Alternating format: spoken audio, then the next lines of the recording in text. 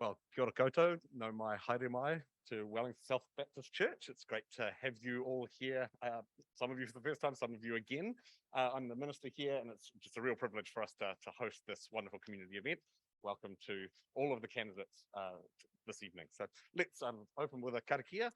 Whakataka te hou ki te uru, whakataka te hou ki te tonga, kia mā kina kina ki uta, kia mā taratara ki tai. E hi ake ana te atakura, he tio, he huka, he hohu, ti he Maori. So welcome everybody to the Meet the Candidates night for the Southern Ward. This has been put together by myself, Sheila Hart, the chair of the Island Bay Residents Association, and Sue Reid, who's the chair of the Owhiro Bay Residents Association. And you'll see a few of the members of our committees floating around doing various jobs. We ask you to be respectful. For the candidates, there is a bell that will go at the end of your time. So we ask you to please stop talking when your bell goes, although it's actually an applause. And if you keep talking, you are eating into another candidate's time and the mic will be silenced. Can we ask that there's no heckling or interrupting each other on the stage? For the residents in the room, can we please ask you to refrain from heckling or shouting from the floor? If you have a question, there are two ways to ask that. You can either go to the Slido app there, or you can go old-fashioned and just write your question on there. And the lovely Sally and Sonia here will be collecting those during the session. We will collate those and ask the most popular questions during the question time. Kia ora everyone. My name is Paul Eagle. I'm your local MP. I'm a local resident of Island Bay, and many of you have asked me to run to be the next mayor of Wellington. You want new leadership, someone who's experienced, who can put Wellington City first, and I aim to do that. Wellington's been going backwards. That's what you've told me. And so I've got three priorities. One, let's get back to basics, fix those pipes, the parks, the pools, the public transport, and let's put together a generation for a blueprint of action and get our soul back into Wellington. Kia ora. Kia ora koutou, my name is Tori Whānau and I'm super excited to be running for mayor. I care deeply about our housing, our water infrastructure, our public transport, including light rail. And I also care about safe and supported communities through mental health support and alcohol and harm reduction. I also want to utilise the arts and the hospitality industry to really bring that vibrancy back to our city. But it's really going to take a strong and charismatic leader to take our city forward. I'm that person with my experience in central government. I have the relationship with our Prime Minister and our ministers to get the best deals and funding for our city. Thank you very much.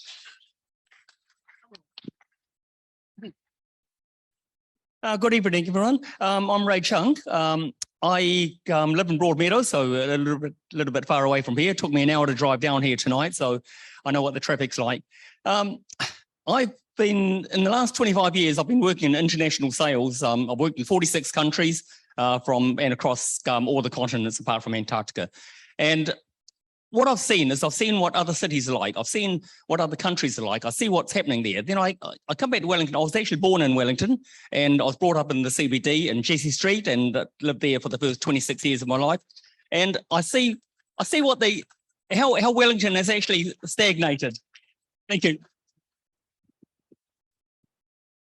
Hi, I'm Barbara McKenzie. I'm standing for mayor and also Onslow Western. And I've lived most of my life in the different parts of Wellington, brought up 3 children here. Perhaps my own foray into local body politics, previous one is as campaign organizer for the Labour local body campaign in 1980. And I'm standing because I feel that the city has lost its way and needs to focus on things that people actually want. Right.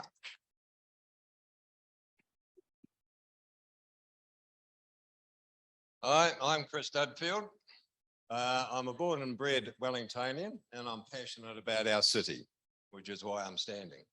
I was educated at Brooklyn School, Wellington College, Victoria University, before going to Auckland for a degree in architecture. I have been self-employed as an architect for 35 years and I was on the Terrawhiti Licensing Trust, if anyone can remember that, on their project operating committee before that. And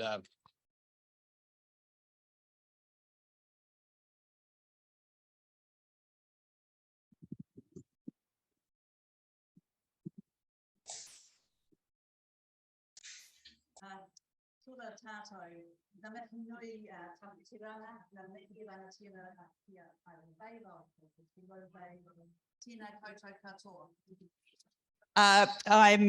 Ellen Blake, your independent candidate for Mayor of Wellington. Together, I want to work with you to find local solutions to our big global problems, and let's do it together. I told you I'm pretty strict. Donald Newtown MacDonald. They call it their truth is anything but the whole truth. I'm anti-growth. The government, all governments like to brag. They grow, they thrive. When they do that, they use up everything and then they die. It's a road to certain disaster. I'm going to critically regulate and get right with Jesus. When this church Baptist, get right with Jesus, very important, because it's Kia ora te whānau, I'm Andy Foster. I've got the privilege of being your mayor at the moment, and I've been working for this amazing city for the last 30 years, and it's working with a lot of amazing people around our city, and that's been an absolute privilege over the last 3 years. We've got a lot done in a really, really difficult circumstance. We've got agreements out of the government for mass transit, tunnel, basin reserve solutions. We're getting things done in infrastructure area, building the biggest reservoir the city's ever seen. Got St James open, we've got Takina opening next year. We have got a power of stuff done, and that includes also fixing up.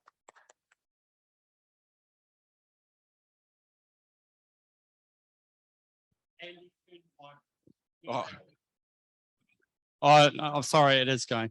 Hi, everybody. My name's Calvin Hasty. How's everyone going tonight? Are you feeling positive about the city? I started New Zealand's first predator-free community in Crofton Downs, scaled it up to 22 more communities across Wellington, then wrote the plan for predator-free Wellington. And that's about me, really. Apart from that, I've got a background in infrastructure, large infrastructure projects, and I've Kelvin. So the next couple of questions are just going to be, there's just an icebreaker. So just if you keep holding the mic, you're just going to pass it down. It's literally just a 1 or 2 word answer. So Kelvin, do you prefer cats or dogs? dogs without a doubt. Cats are killers. Andy, I should have realised that would have been that answer. Andy, what's your favourite place in Wellington? In Wellington. I live next to Zealandia. It's Zealandia. Don, do you prefer tea or coffee? Well, I drink about 16 cups of tea, but the doctor says only have three a day. So okay. Helen, do you prefer the beach or the bush? Oh, the bush. Hardcore bush. Chris, how did you arrive here tonight? By car. Barbara, do you prefer tea or coffee? Coffee. Ray, do you prefer the beach or the bush? Sorry? Do you prefer the beach or the bush? The beach. Okay, Tori, how much does like 1 kilo block of cheese cost? Oh, I think it's like $9.25 or something. 15? Is it 15? Oh, no. I don't buy cheese because it's so expensive. So I don't know. Paul, how much does it cost to get the bus from Island Bay to the city centre? $1.75. Mike, Paul. So the next question is the same for all candidates, and it just requires a yes or a no. Do you in any way have any affiliation or association with any organisations whose aim is to make New Zealand ungovernable? No. Absolutely not. 2 words. No. No. No. You are on record. Absolutely not. I'm standing up for democracy because there's no democracy. This is worse than America. No. Nope. Okay, so now we'll get into some of the more meaty questions. And so for this question, you have 90 seconds to answer. And the candidates were provided these questions in advance so they could prepare. So we will just start at the end and go along because you are in a random order. So the question is, how will you plan to accelerate council action on coastal adaptation to climate change and more widely reduce our city's emissions? Well, at the end of the day, the way I see climate change and sea level rise, I think we've also got to look at natural disaster. So we're going to look at tsunami, we're going to look at the Hikurangi fault, and we've got to look at ways of mitigating that and saving lives. Now, there's going to be a cost to that. So I've got ways, my cost cutting is sitting at about 2.6 billion. of the projects I'm going to put on hold. That money can be transferred to things like sea walls against climate change and certainly against tsunami risk. So I'm pretty clear on that. So I'm looking at pausing all cycleways, light rail's gone, and I'm putting in, and well, it won't be finished till 2045. So you're going to have roadworks out here till 2045. So if that's what you want, go for it. Also looking at a bypass tunnel. So from east to west, so under the city. That'll unlock huge amounts of land so we can move to a low emissions economy in the CBD. Cycleways, students and essential workers back into the CBD. It will unlock hectares and hectares of land that the council can then lease back to projects so we can get people actually living in the CBD and move to a low emissions economy. Thank you. As a city, the biggest levers that we can pull are transport, urban planning, and waste management. The landfill is 80% of the city council's own emissions, but about 4% of the overall emissions of the city. So what are we doing? Obviously, Let's Get Wellington Moving is the key there. So it is mass transit of some variety. We haven't decided whether it's LRT or BRT yet, but we will make that decision. And it's then condensing development alongside of that. And one of the things I did pitch to the ministers, that's Sam Wood, is that we need to drive housing development. We can't just allow the market to do that in response to the district plan. We've got a new district plan, but we can't just allow the market to do that. And so what we have got agreement to do is that we're going to work together with Mayoral to set up a new urban development agency, and that will drive more housing along that corridor. Because if people live close to public transport, close to services, they will walk. They will use the bike, they will use public transport. But if you spread people all over the place, they're going to use the car a lot more. So that's the key thing that we can do.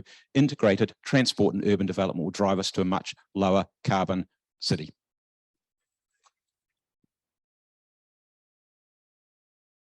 Accelerate council action. Accelerate means increase in speed. Climate change, that's a bad word because they've been changing. What direction do they want to change? They've been changing in the wrong direction all this time for 50 years. So it's got to go the other way, the reverse direction. The coastal adaptation, well, if you make a bet that there's going to be no sea level rise and then you still drive a car and cows and all that, and then the sea level does rise, well, you made a bad bet and you're going to have to pay your consequences for betting on no sea level rise. So coastal adaptation, well, the coast will obey the laws of the weather. It won't be what you want. It won't be what the council says. If we have global warming and the sea level rises, nothing will stop it. So yeah, and emissions, well, I came on the bus tonight, 7 buses were cancelled in a row, but I came on the bus. That was not good, but I got here early. And okay, so now I'll just carry on because I've got plenty of time. You have 20 seconds remaining.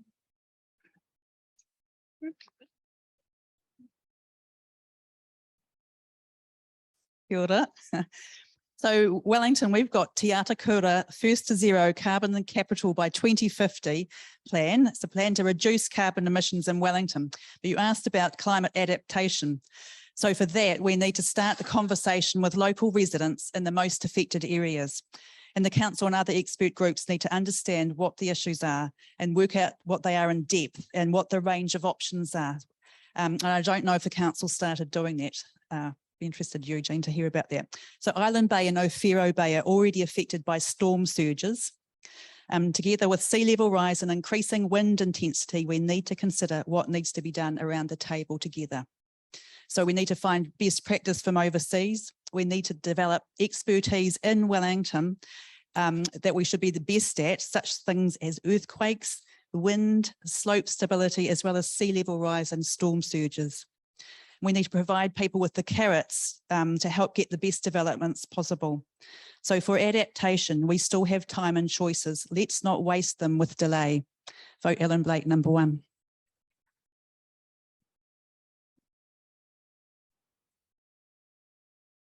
Right.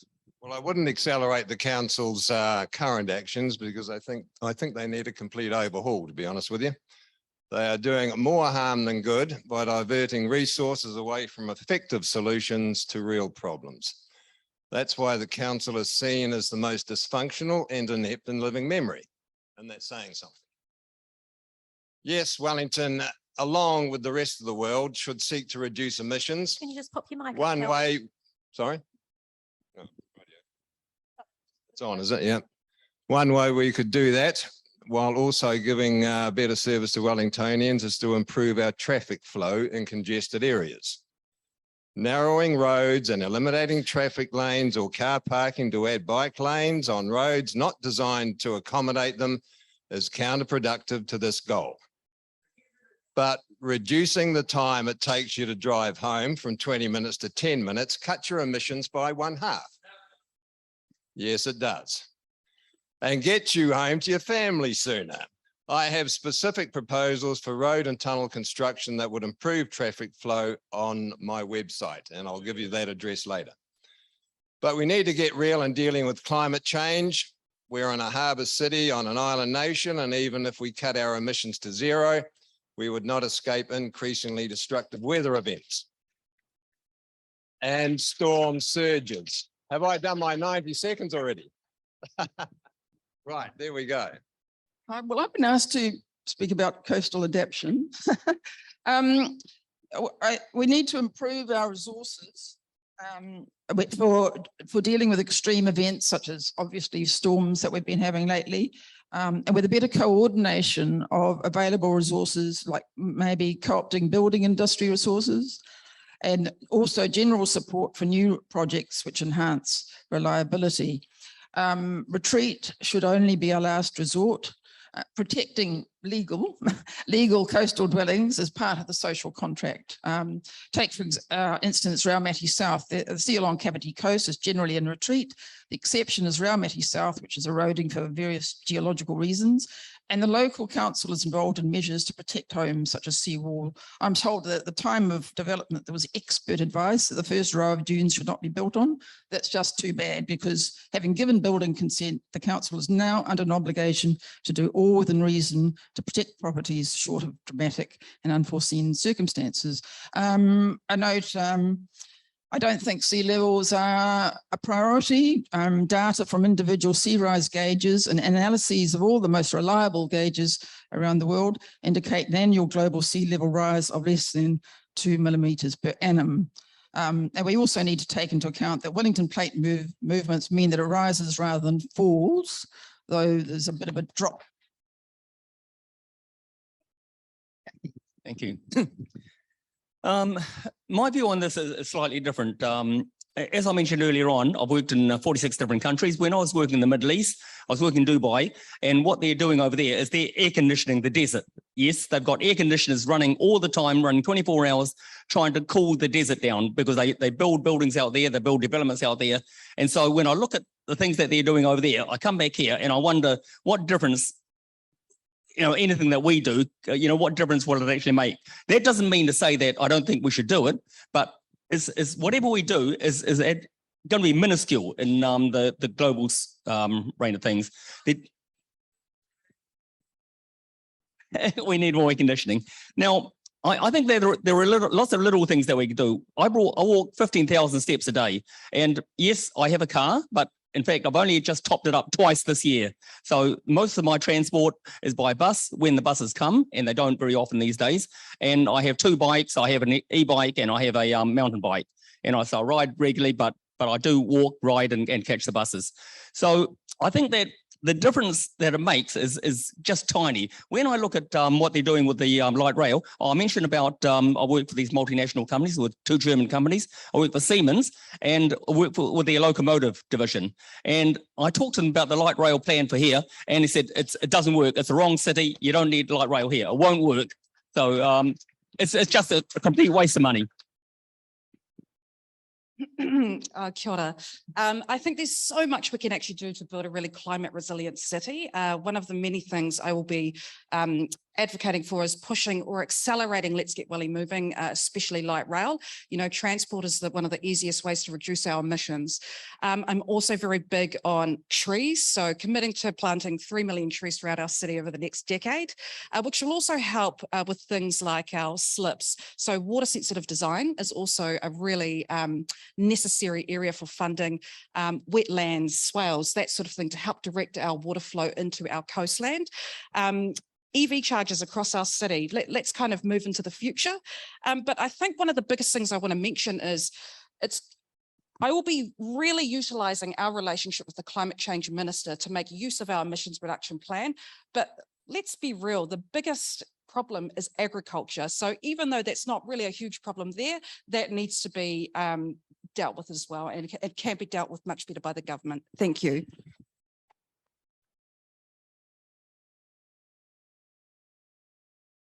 Kia ora, everyone. Look, my vision as Wellington's next mayor is to restore the mana of Wellington as the capital city of Aotearoa, New Zealand. And so that's ensuring that we take everyone on this journey, this climate change journey. I know many don't understand, don't feel part of it. So that would be one of the first things that I'd underpin the vision with. I've picked out some things here just to share with you, but one of the things that I would do is strongly advocate for Wellington projects that need central government funding. I think we've missed out.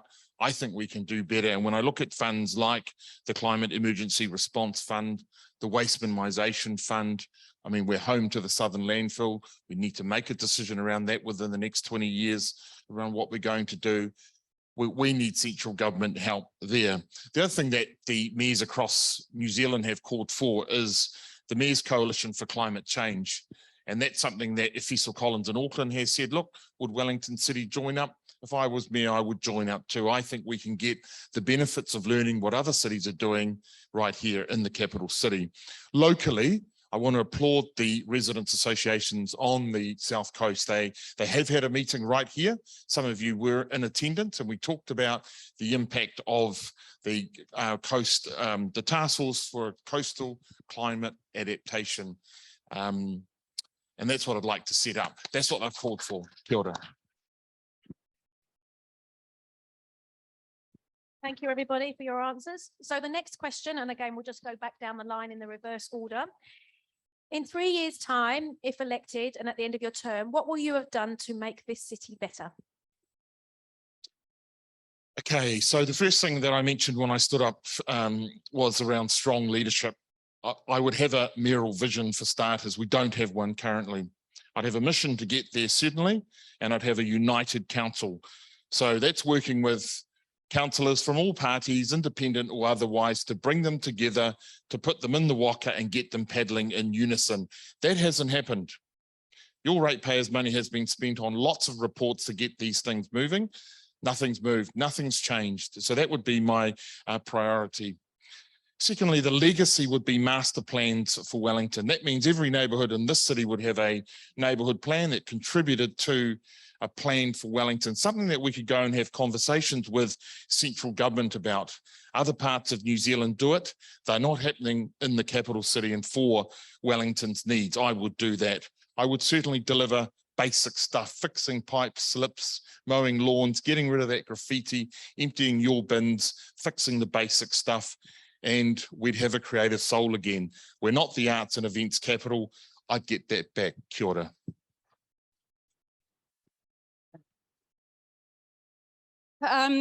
After 3 years, I would have gained the trust from our public back in our council. So being a trusted leader and communicator, the democratic process is something that we can truly believe in, and that we're all working together toward a common vision. And that is our council as well as our city, that we're all on board. So that means that our council is also working effectively and delivering projects a lot quicker. Let's Get Welly moving. Housing and things like our climate plan is well underway, as well as pipes. I agree, that's the first cab off the rank. But essentially, I too want to bring our culture back. So it's actually our local economy through hospitality and our arts industry is really thriving again. Thank you. Thank you. I have two platforms for the next 3 years. The first one is to fix the infrastructure above everything else. And so stop all these other projects that are going on, stop all the vanity projects that the councillors keep bringing in, and stop giving money away. And the second one is to stop the council from wasting money.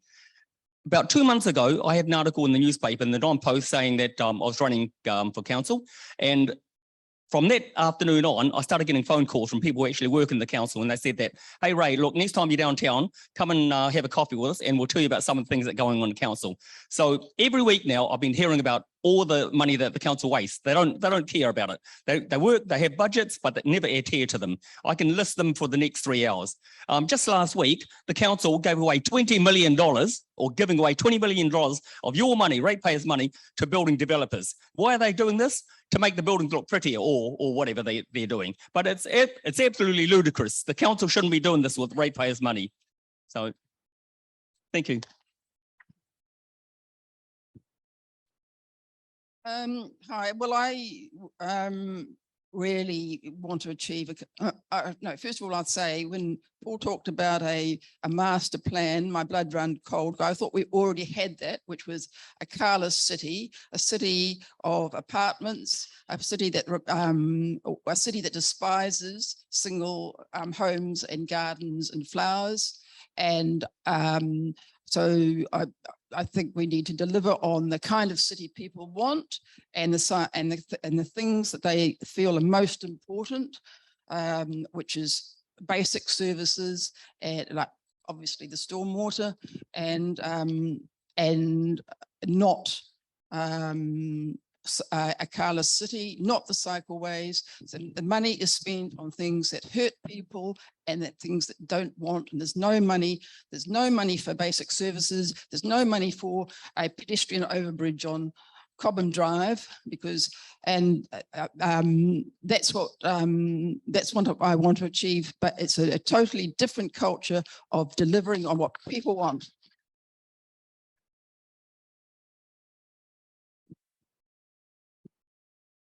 Right. After 3 years, I plan to have restored a true partnership between Wellingtonians and their city council. You, I think better than any politician what your real needs are. And you have the common sense to know it's absurd to believe that plastering cycleways all over the city will do a thing to protect your homes or harbour against the ravages of a planet that is currently adjusting itself. If elected, I'd advocate a moratorium on cycleway construction, and I'd push to revoke approval of the bike network plan and other top-down notions being forced on Wellingtonians. I have ideas for real solutions to Wellington's very real problems, from how to improve our roads and really get Wellington moving, to a serious plan to physically protect our inner harbour and southern coast.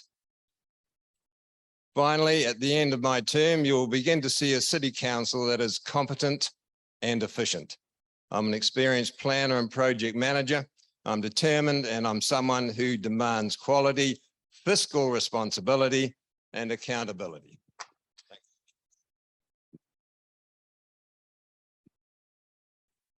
Kia ora.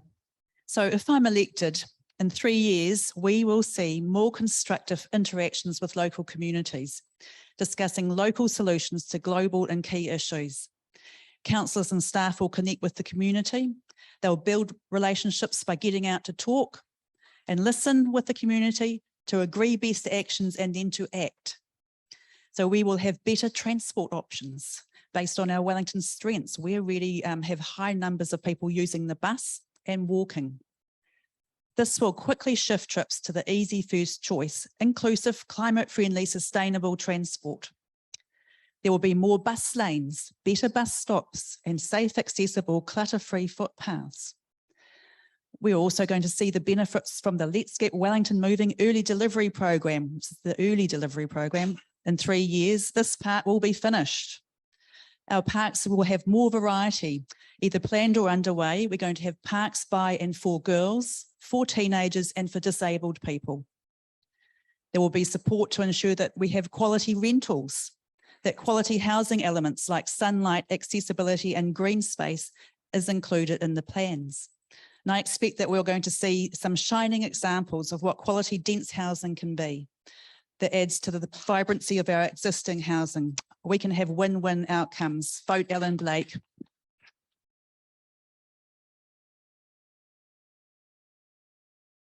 Let me see. What have you done? What will you have done to make the city better? Now, there is a problem When there's a problem, you bring fixes, FIXS, just make it FIXS. And 95%, they take no notice. It goes to every councillor. They aren't interested. Those jobs have to be done. They will be done. Parking, it's all greedy. You will park where you want. You'll park where you want. You don't respect the law, the conditions. So everybody, the parking time is going to be 90 seconds because look how long 90 seconds is. It's about half an hour. Now, also, I have invented a calendar and a clock. Now, the calendar is going to be 10 months times 36 days. That makes 360 plus 6 and so on. It synchronizes 100% with Gregorian 13. And the clock is going to be different. 24 hours, you know, you have an appointment at 10:15. 4 digits to say 10:15, you have to say AM, PM. That's not efficient. So times 24 hours gives 96. So therefore, you'll just have, your appointment will be at 41, not at 10:15. Now, what's this? There'll be 6 weeks of 6 days. There's going to be... My turn now.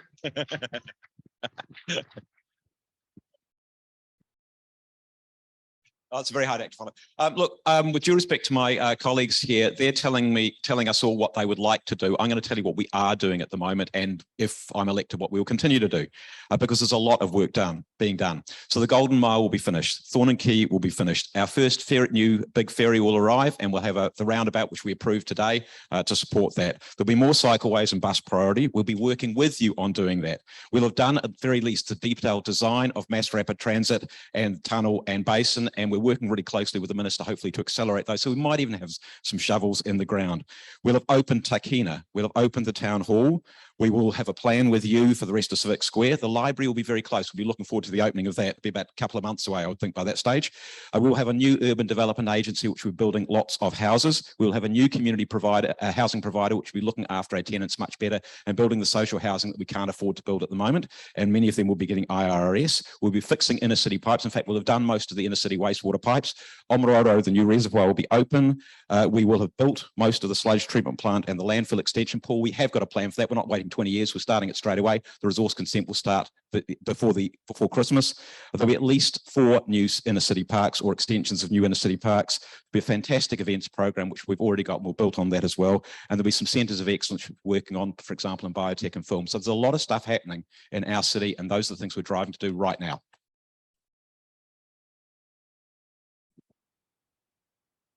I don't believe a word that Andy just said. It's all in Andy's budget, but the reality is we've had 3 years of very little being done. We have, Andy just told me it's bollocks and rubbish. House prices have doubled. There's children in the House audience. prices have doubled in Wellington the last 3 years. Doubled in price. So how do your children feel about that? How do your children feel about finding a home in Wellington? Are they having to leave Wellington? That's not true. We need to be building houses. We need developers building houses. We need to clear space in the CBD for students to get back into the city so they're not living in shitholes. That's what we need. We need essential workers back in the CBD. Hotels in town at the moment are looking for 14, 15 different roles per hotel, and they can't fill one of them. People are working 12-hour days. They're coming from the upper Hutt to get here. They can't afford to live in the fucking CBD of Wellington. No one can. House prices have doubled. That's where we're at. Okay, one ground rule that I didn't mention at the start that I feel I need to add in is, given the building that we're in, please, no cursing. Yep. Okay, so thank you very much for your answers to those questions. The next, you now have 90 seconds to basically give us your sales pitch and tell us why we should vote for you, so you can talk on any topic that you want to for that. And maybe we will just start, should we start with you, Ellen, just to give Kelvin a moment to calm down?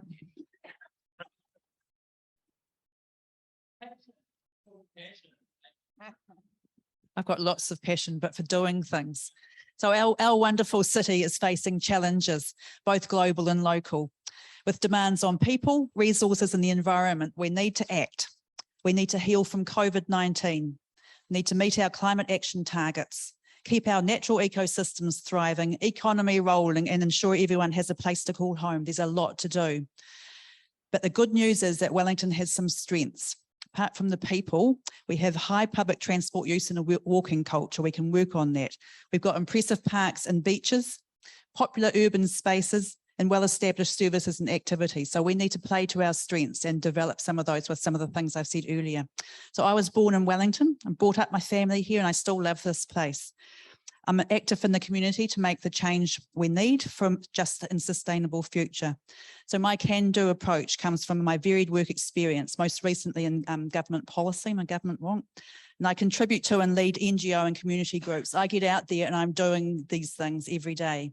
So together, I think that I can work with you, the local community, to find local solutions to address the big issues for a thriving, future-proof Wellington. Wellington's a better place altogether. Thank you. Vote Ellen Blake.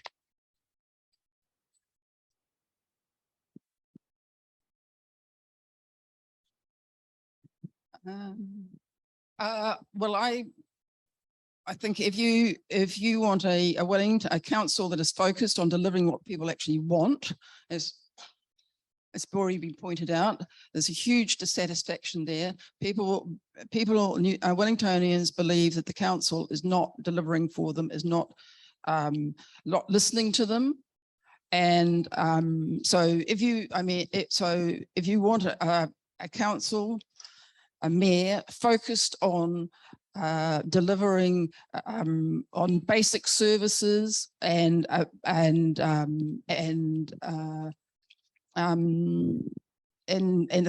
listening to people, if you then you vote for me. If you want a car-free city, if you want a culture of expropriating private land, if you believe in expanding our ample reserves at the expense of private property, then you will vote for somebody else.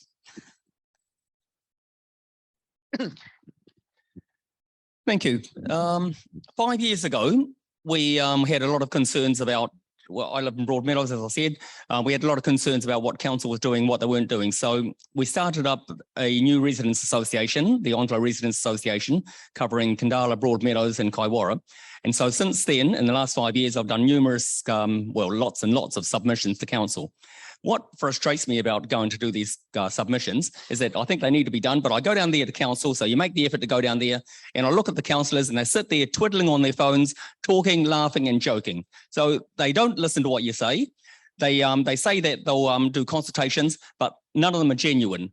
I talked to people down in Thornakey, I talked to the businesses down there, and they said that what happened was when they were looking at putting the cycleway down there, the council officers came in, they went in to see them and they said, well, no, if you take away these car parks, you're taking away our livelihood because our customers can't park anywhere.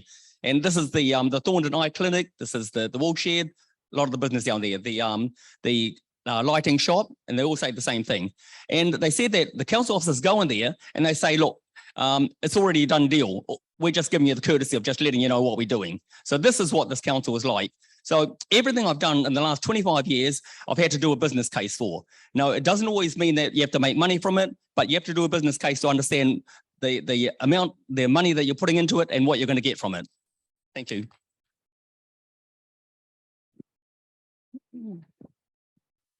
Look, I'm running to be your mayor because I believe I can deliver the change that Wellington really needs to bring the city back to life. And I think we can do that by a number of things, which is creating safer, well-designed streets and laneways for outdoor dining and art, partnering with the government to deliver 20,000 new homes and retail and commercial spaces, Oh, thank you. Investing in our pipes to support our growing population, providing funding and support for businesses that are going to be impacted either by future COVID outbreaks or the Let's Get Welly moving disruptions, because I acknowledge that that's a bit of an issue. Delivering a world-class public transport system, including light rail, and of course, supporting our vulnerable communities through support. It's going to take a leader that can lead with positivity and bring the city on board. With respect to some of the candidates here, that type of negativity isn't going to fly. That's not what is going to take us forward. And that's something that I'm really keen on bringing to council, is the positivity, the ability to bring and unite our council, bring it together to deliver these projects a lot faster. Look, I would be honoured to be your mayor, and I would love to utilise my experience at central government onto council, because I think that's exactly what it needs. Thank you very much.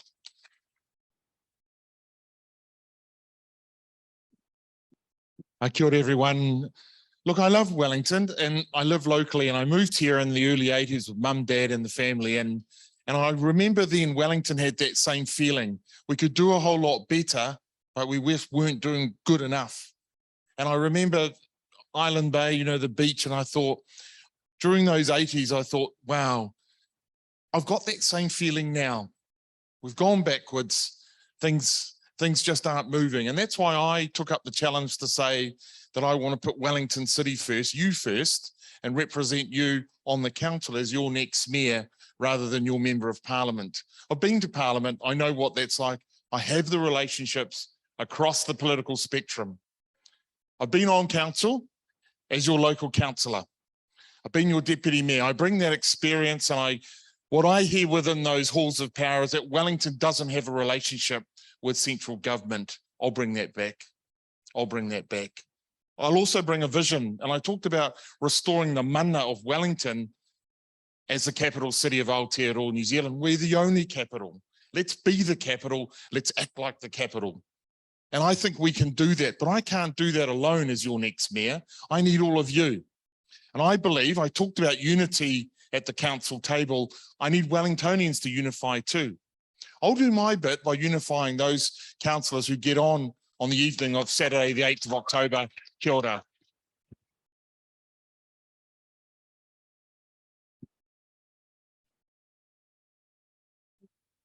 No, you go next, mate. No, Andy, it's all yours. No, it's yours. No, One of you take it, otherwise we both leave.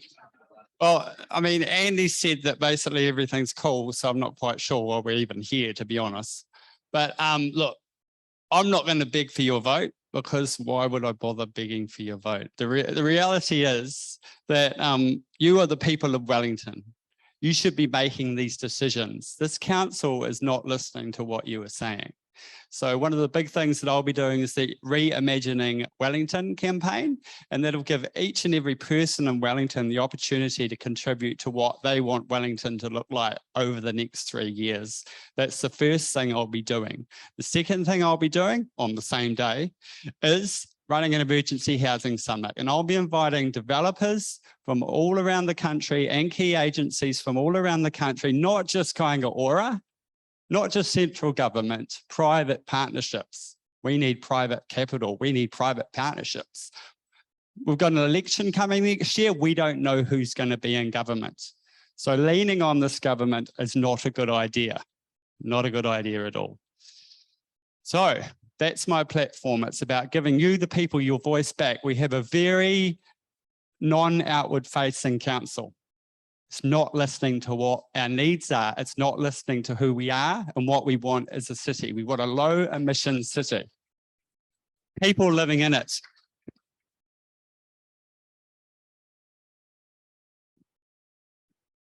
Thanks. So I've told you what we're going to do over the next 3 years. So hopefully that's fairly convincing.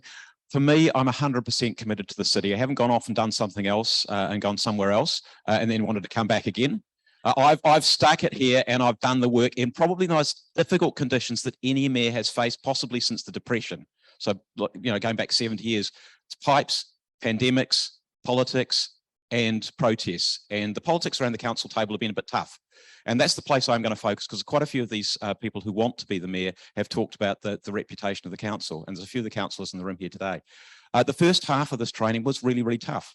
I had a delegation walk into me on day 3, telling me where the numbers lay and who was going to be the deputy mayor. That person isn't the deputy mayor because I got to choose the person I wanted as deputy mayor, but that was what I faced right the way through the first half of this training.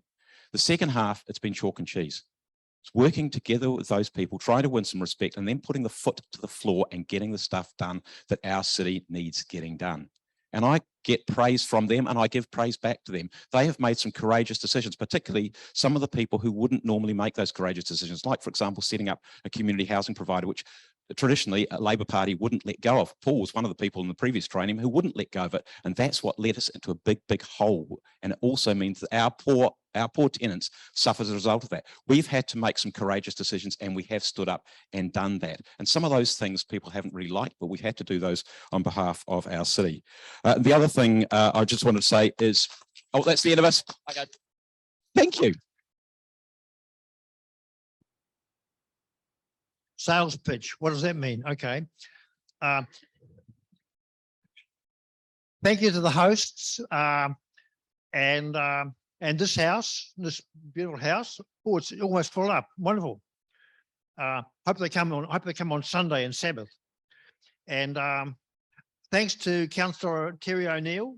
Do you know Councillor Terry O'Neill? She actually cares about the jobs that have to be done. So I'll give her thanks because most of the councillors just don't even listen. What else? Now, a lot more. Put aside redouble longevity. So if you save half, it'll last for 2 more days. So this is what we've got to do. We've got to reduce. We've got to reduce consumption. The starry luminous sky, that's hydrogen and helium, making, well, for us, it has to go to supernova and create heavy elements, has to create carbon and iron. So that is scarce. That is scarce. There's not much resources in the universe because of that, because of the supernova. And then you have to throw away the rubbish. Well, when you throw away the rubbish. Chris, it's just you up time's now, up. Chris. Don, can you pass the mic to Chris, please? Thank you. Right. I don't know what you all think of what you've been hearing tonight, but at the end of the day, we have a council at this point in time who is really just not listening to the people at all. And I think that's one of the things that needs to be installed in the city council as soon as possible. And that's one of my priorities if I actually get voted in as mayor. Collaboration, consultation. We have a lot of problems to solve. We've got a lot of things we need to get done. And all of this sideways motion with some of these ideas and thoughts that are coming through and the green fuzzy notions, the ideas that we're going to change things or change the planet by getting on a bicycle, all of these things are totally unrealistic. And we actually need to start planning for this city so that it can actually start to function again as a city. And as far as I'm concerned, we need to start from base A. And we need to initially clean out the council chamber. We don't need people that have actually been there and decided to come back again because they can't make it in other places. And we certainly don't need party political agendas, nor do we need partisanship. Okay, we need a council that's unified, and that's what I hope to bring to it. Okay, thank you very much. So that comes to the end of the pre-programmed questions. So now we've got questions that have been submitted on the Slido app or on the paper format. We've had an overwhelming response with the questions, so we're going to do our best to get through them. What we'll do is I'll ask the question and we'll get 3 people to answer. Now, if you have a burning desire, just raise your hand, but if not, I'll just select 3 of you at random. So the first question is, how do you see 21,000 houses being built along the light rail corridor while also providing the economic and social infrastructure required? Anyone got a burning desire to ask that? Okay, Don, then Ray, and then Andy. My plan is half the population, a quarter of the number of cars. Now, that means people won't be coming to Wellington. Wellington won't be growing, and there'll be a lot of spare houses in the whānau. we don't want more houses. We don't want more houses. The thing is, we've got to use what we've got, and the houses are too expensive because of greedy prices. So we're in trouble. People can't afford a house. Okay, Andy. 21,000 is the number that we will need to be able to produce if it's going to be light rail. If it's less than that, it's going to be BRT. So that's basically the key thing there. How are we going to build them? Well, obviously the district plan allows for a lot more houses to be built, a lot of intensification. So the key thing is we've got to go up. If we're going to be a walkable, cyclable, public transport using city, we have to go up, we have to densify along that corridor. And let's be clear, that corridor that we're talking about is the railway station right the way through the CBD, all the way out to through Newtown and to Island Bay. The Island Bay end will obviously be less intensive than it will be further in, but that's what we're looking at doing. And the other key bit, as I already mentioned, is having pitched the idea to the ministers is actually an agency to deliver. Sorry, I should have said answers only get 30 seconds. Okay. Sorry, the other bit is just to have an That was agency 30 to actually seconds. deliver it. Oh, sorry, just say 30 seconds. I thought you gave me extra. Oh. Thanks, Andy. First of all, 21,000 houses. It's all bullshit. It's I listened to Darren Ponter, the Greater Wellington Regional Council. He came out and said we've got to put this light rail in there to serve the 21,000 houses down here. And so we said, what 21,000 houses? So then we listened to Chris Kirkburnand, and he's also on the Greater Wellington Regional Council, and he said that it's the other way around. They're looking at putting this light rail in there to try and get people to live down here, to build these houses. Okay, the next question is, will you scrap council plans to continue adding cycleways? Most local residents and businesses oppose. If not, how do you justify this spending priority? Who wants to answer? If not. Oh, God. Oh, God, goodness, this is a tough one. And like, first I want to acknowledge that I think Island Bay as a suburb has gone through a lot with our cycleways. I'm not going to lie, I am pro cycleway network. I've made that very clear, but what Island Bay has been through has been quite significant, has been traumatic. So I really want to acknowledge that trauma. It hasn't been the best. I think cycleway design should always go from centre outward.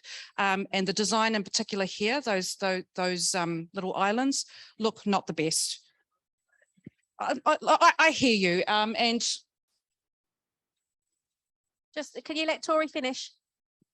and I'll be keen to really work with the community to see how we can move forward together. I don't have the answer for you today, but I do feel your frustration and I'm keen to move forward.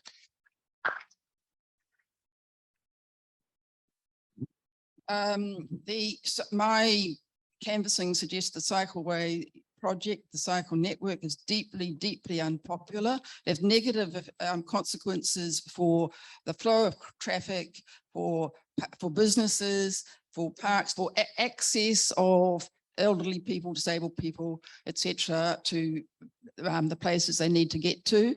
There are obviously places where a cycleway would be really good, like from, all right.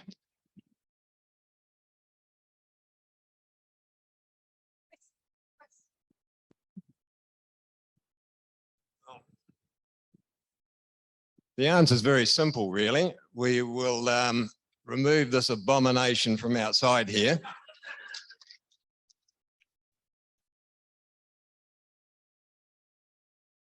I mean, there is absolutely no excuse for what's going on. I mean, these things are ill-conceived, they're badly designed, they're very expensive, and when the locals decide they'd like something, the council immediately goes the other way and decides on something completely different. The next question is, what is your position on Three Waters?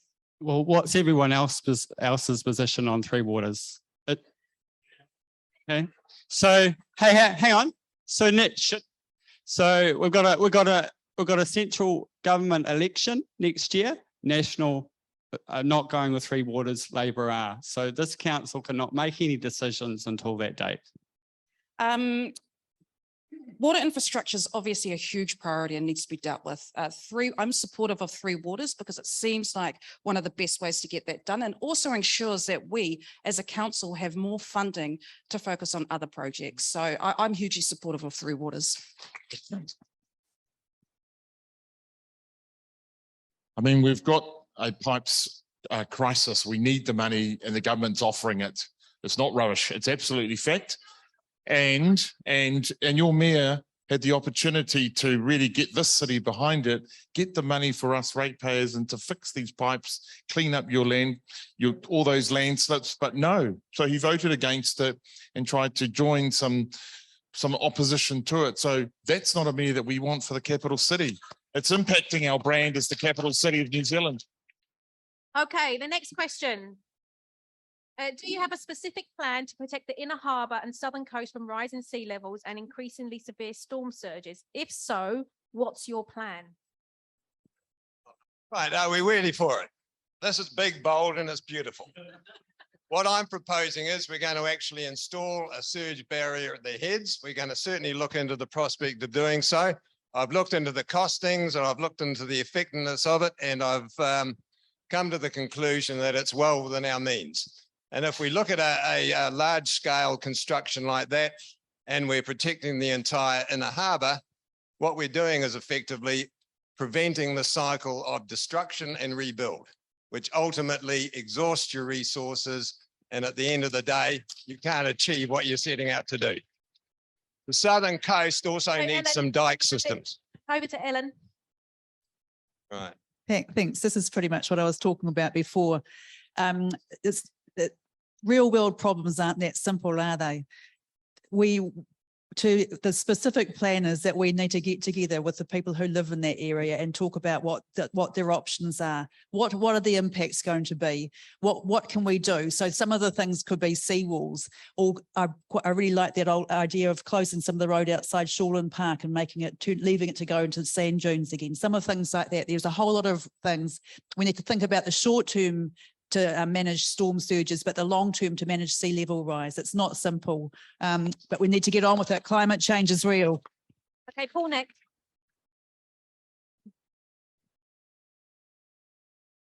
Look, the local communities asked for a task force, and that's what I talked about earlier, to address these with council proactively. They want to be involved. And one of the key things that they talked about is, look, we've got a coastline here. So it's not just about, closing the road and then that's it. It's about looking at those alternatives. But, this is where we recreate and play on the coastline, but also we need to make some hard decisions. Let's do this with the task force that you want. Kia ora. The next question is, what will you do to ensure renters in Wellington, especially low-income renters like the elderly and students, have warm, dry and affordable homes to live in? One of the few things I want to do, so as part of the 20,000 new homes that need to be built, I want a significant number of those to be public housing to make sure that they're warm, dry and accessible. I also want to revitalise a lot of our council housing where possible, because everyone is entitled to a warm, dry home. And I'm currently working with Renters United to see how we can best find, the best rights of some of our renters as well, because they are also entitled to a decent home, and I make that commitment. Thanks. So everybody's got a human right to adequate housing. That's what it's called in the United Nations Human Rights Declaration. So that's another real world issue, isn't it? It's not that simple. So there's people who rent. About 40% of the Wellington population rents, and the government's introduced a healthy homes standard. I think the council's got a role to make sure that standard is actually met, because clearly it's not at the moment. And in the longer term, the district plan must include quality elements for housing. Accessibility, we've got at least 20% of the population has a disability. Older people. Sorry, Don, it's Andy. It's for Andy. Three things. First one of them is the Urban Development Agency I talked about, which is working with OBRA, which we set up in the middle of next year to actually deliver a whole lot more housing, because we actually need more housing. Second one is our new community housing provider, which will also be set up at the same time. That will give income-related rents to our new tenants, and will also allow us for the first time to build a whole lot more social housing, because it becomes economically viable for us. And the third one is Renters United just reached out and asked about prosecuting people, but we actually need some changes in the law, because that makes it very, very difficult. We'd have to prosecute and take to court everybody who is offending against that for $500, which is the fine. So that's not good enough. We need to talk with government and actually do something about it. So the next question, I'm slightly paraphrasing. What are you going to do for those in our community that aren't able-bodied who struggle with the current infrastructure of pavement and cycleways? And so Don, Ellen, and Barbara. I'd rather talk about climate change. Go back to Sorry, that's gone. okay, able-bodied. Well, How are you going to look after those people that are less able when it comes to our pavements and cycleways and keeping them safe? I have to think about this one. I think we'll take the cars off the rich people, off the greedy cars, and give them to the disabled, because disabled have difficulty getting around. But I'm going to catch a bus in 2 minutes, so I have to rely on that one.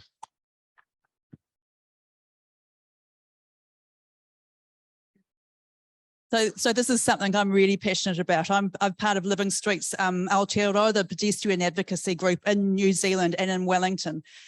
We do not have a walking plan in Wellington. Everybody walks or is in a wheelchair. The footpaths are in a bad state, and there is no plan to improve them.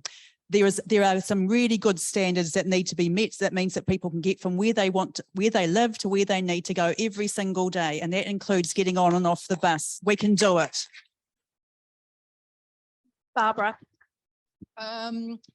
The cycle lanes that I've cycled on, and I'm a very regular cyclist, but not on cycle lanes normally, are a pig's breakfast, and I've got no solutions for the disabled. Sorry, one more question, and this is gonna go to Andy, Tori, and Paul.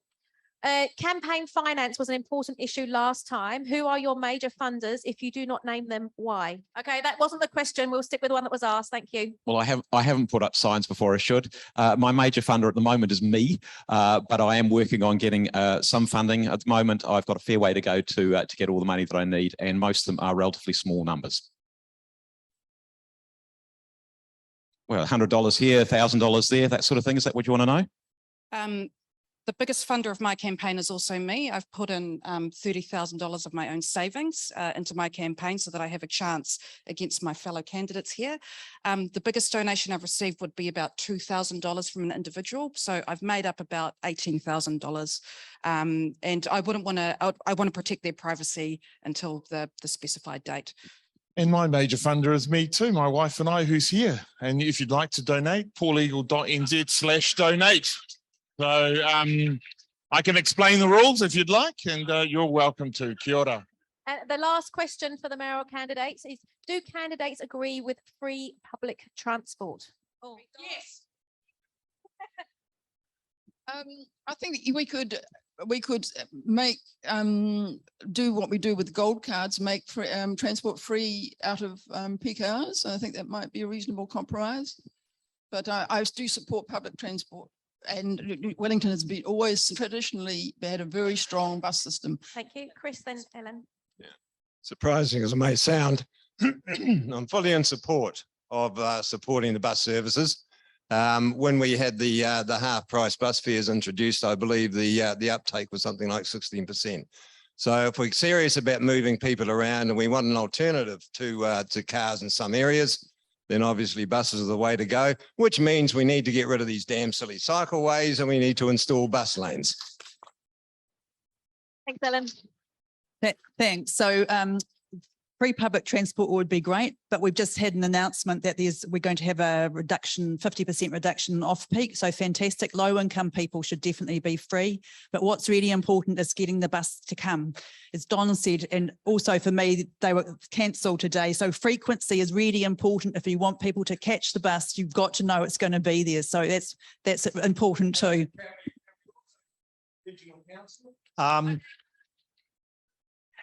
Don, sorry. If there's half as many cars, then the bus will be twice as fast. And just you're not going to get there quicker. Okay, thank you, Don. Okay, so that brings the questions for the mayoral candidates to an end. Please join me in giving all the candidates a big warm thank you.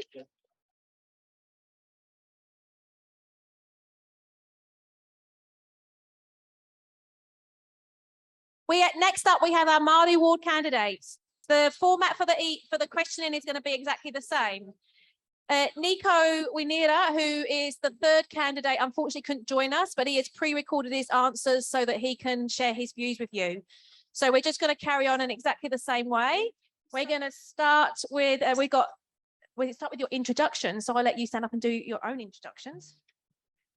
And the same time and apply. So Matthew, do you want to maybe start and then Ali? Kia ora koutou. My name is Matthew Rarity. I'm the Labour candidate for Chris, yeah, bringing my pen back. I'm the Maori Ward candidate, the Labour candidate for the Maori Ward.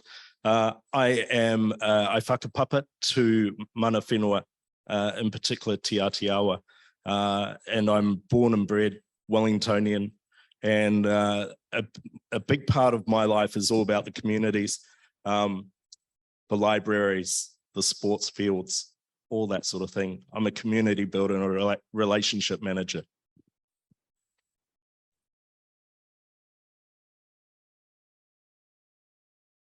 Ngā mihi mā ana kia koutou katoa. My name is Ali Hamlin Painga.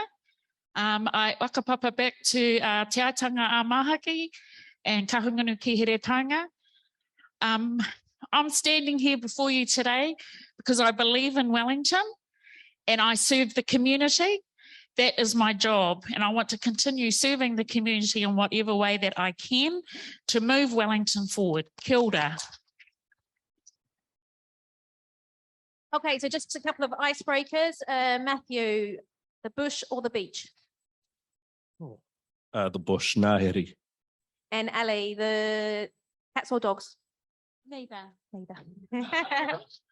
Okay, so we'll just now, if you just want to turn your attention to the screen, we have Nico on pre-recording. Island Bay.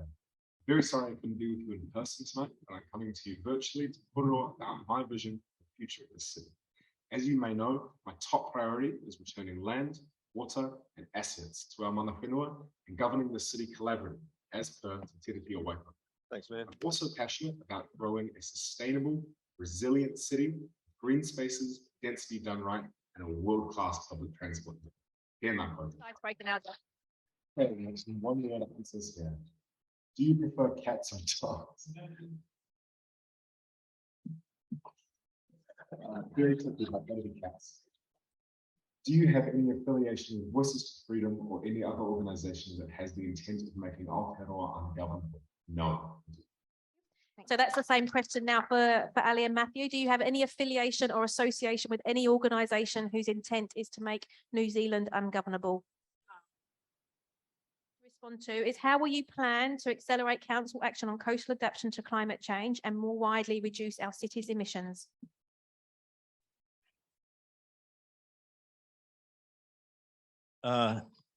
Listen, a few years ago, I was working for the World Wildlife Fund. And at the time, you couldn't get people talking about climate change. So we've come a long way.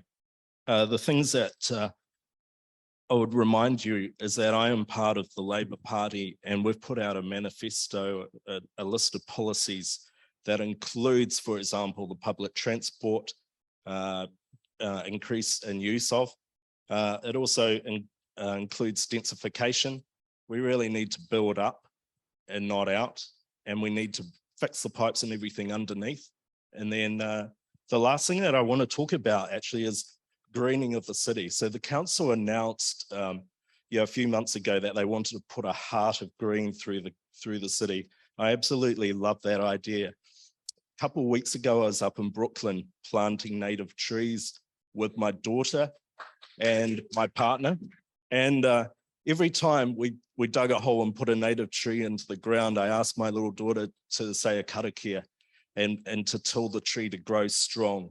And that's what we need. We need a vision for our future and for our children and the next generations to grow these to tackle climate change. And that greening of the city, I would like to see native plants. It's part of that Labour manifesto. Thank you. As Māori, climate change and the environment is part of our whakapapa. So it is important that collectively we respond. Climate change and those areas are not actually my expertise in terms of being an expert in that field. But what I do know is that we have to create an environment that will be well and able to take care of our mokopuna into the future. We have to create the spaces, shared spaces. We have to come together with the people, and I need to hear the people. I'm here to represent the voice of Māori, and I will be talking to them about what it is they expect of me at that table across those very issues. Kia ora. Firstly, I will set a more ambitious emissions reduction target for Wellington to be a zero carbon capsule by 2040, a decade earlier than planned, to respond to the urgency of the climate crisis. I will also reduce our emissions by changing our transport system and urban form. This includes providing for higher density housing connected by high quality, free public transport that is reliable and convenient, and making walking and biking easier, more attractive and safe. I will also establish a tiriti-based task force on climate adaptation, led by mana whenua, directly affected coastal communities, such as Island Bay, supported by the Minister for Climate Change, Greater Wellington Regional Council, Wellington City Council, and our leading scientists here in Te Whanganui Ātau. I will also ensure our city adapts to our changing climate and living with more water in the future by requiring water-sensitive design, including water retention systems, to sustainably manage our stormwater and improve Wellington's resilience to coastal erosion, flooding, and also slips. I will provide more funding, resources, and opportunities to community groups such as here in Island Bay, working to restore waterways, and coastal ecosystems throughout the city and the region. I'll provide more strategies to restore an abundance of life around seagrass meadows and kelp forests around our harbour and coastal areas to increase our climate resilience. Okay, so the next question is, in 3 years, at the end of your term, if elected, what will you have done to make the Maori Ward better? I quite liked Paul Eagle's idea of the waka. And if he's in the other side of the waka and I'm on that side, you know, it's a waka that will go places. I'm a relationship builder. I work with people. My background is in communications and fundraising. The council, as we've heard and as we've seen, and as the polls have shown, there has been a very low satisfaction with the city council. And people have this perception, I'm a relationship builder, I'll be there with whoever is at the table and working with them. The specifics that I would like to see, I would like to see everything that comes across the council have a Māori perspective to our Māori cast over it. I would bring my community experience to give voices to other people who haven't had the opportunity to be represented at that table. I would create spaces for other voices to come through as well. I'm looking forward to doing the first speech and including some of these people who have opened my eyes to some of these issues. I'd also like to see a lot of community facilities, more community facilities, more community investment.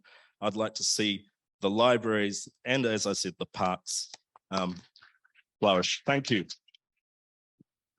I will do something, because doing nothing ain't an option right now. That's one thing that I will do. We've got quick wins that we can get off the board. I will use the expertise that actually currently exists in Wellington. A fine example of that is chip providers. There are already many very experienced chip providers in Wellington already delivering high quality social housing. So I'm not sure why the council would spend money to develop another chip when there already are very, very well placed providers that have been around for years. I would like to think that I have created the space for communities to work with and alongside each other. Get rid of the to-do. When I don't want to be creating a to-do attitude, and I want to be removing the need. We should not be driving need. That is something that is happening here in Wellington. I work with the homeless communities. I work with the most vulnerable communities. When you look at equity, we'll achieve it. Kia ora, if elected, I would consider my term a success. It would fundamentally transform the way that our council relates to our mana whenua. We could create a model whereby council and mana whenua could govern together as equal partners, just as Te Tiriti intended, and I would deem that a success. Next, if we could create an ambitious, concrete plan to tackle the effects of climate change within our city and ensure the resilience of our coastal communities, of our inland communities, and protect our biodiversity and all of the beautiful wildlife that we have within Wellington. If we could build thousands of new social and affordable housing to take on the housing crisis head on and get our citizens into safe, healthy, and affordable homes, I would consider that a success. We could cut the use of private vehicles by at least 20% by the end of the term and move more of our people into sustainable modes of transport, such as free public transport, cycling, and also pedestrianizing our inner city streets so that people could go about their daily business without having to worry about cars, congestion, sights, smells, etc. Finally, if I could end my term having genuinely engaged with our communities, just such as Owhiro Bay, Island Bay, all of our other wards and districts around the city, with a genuine heart and hearing the concerns and taking them back to our council meetings, then I would deem that a success in here. So, thank you very much for having me. You're welcome. Okay, now you have just 90 seconds for your sales pitch. Why should we vote for you? As a proud member of Te Atiawa Ki Poniki, I want to just say that I whakapapa right back to the 1830s when my tupuna lived at Pipitia Pa, and he actually grew kumara in the grounds where Parliament is today. Wellington is my home, it's your home, it's my future, it's your future. What the council needs is good governance, and I'm asking one for Matthew Rarity. I can provide that governance, particularly when the council is committing $29 million over 10 years to Maori issues. So that needs good governance. We need to keep an eye on how it's being spent, how it's being managed, and I can bring that. And I can also bring that because I have community experience. I worked for the Nico Foundation for about 3 years, which provides grants. Every month I would meet with 10 to 12 community groups, charities, working with the disabled sector, the mobility sector, working with education, working with the arts as well.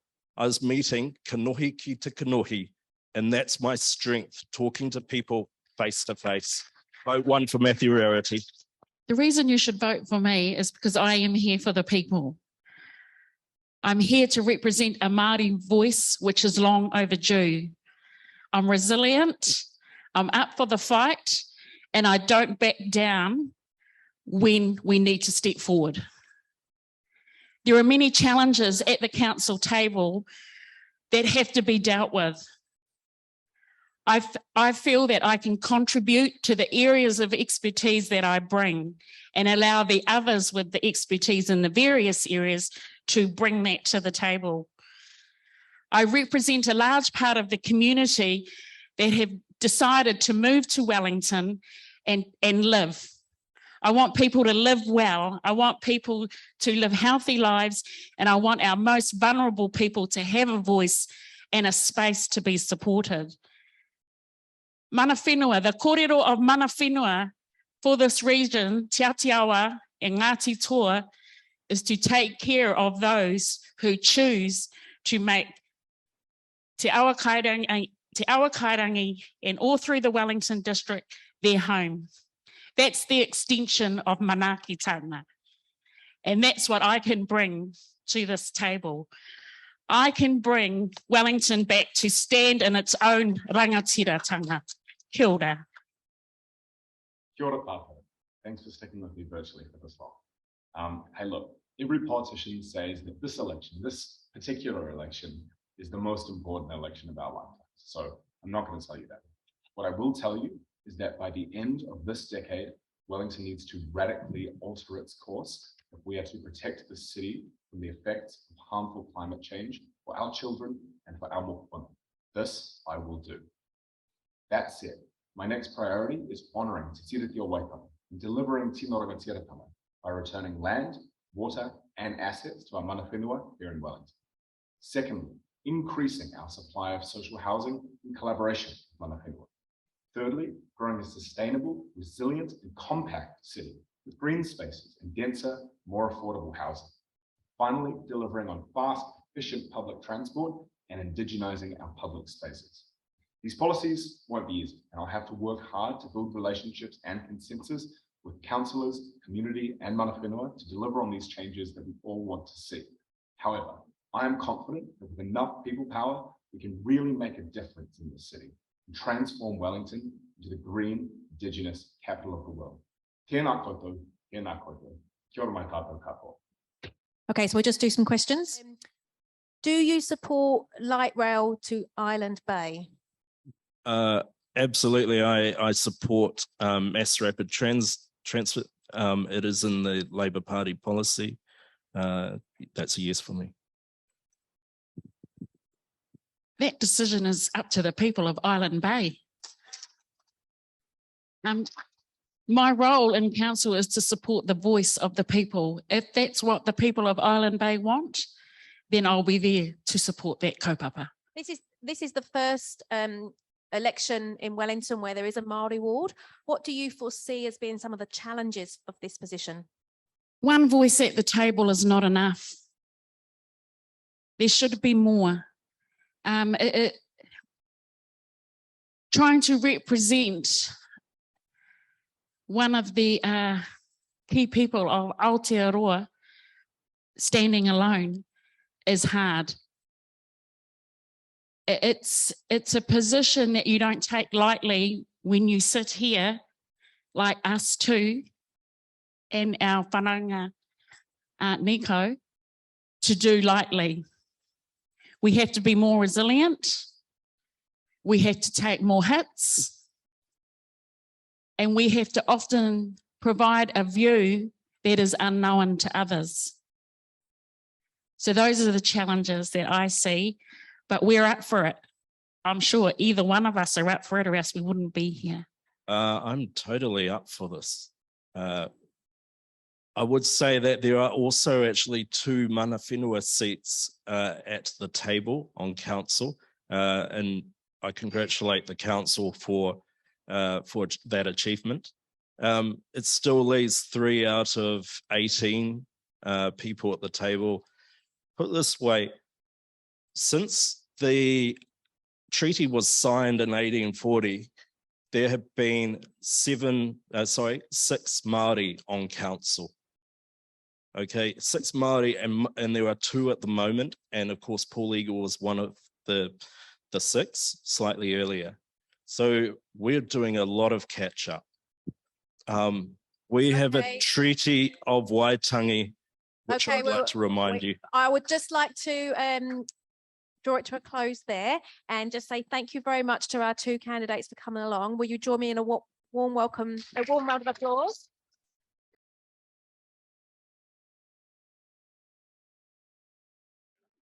So we're in the home run. Good on you for all of you that have stayed.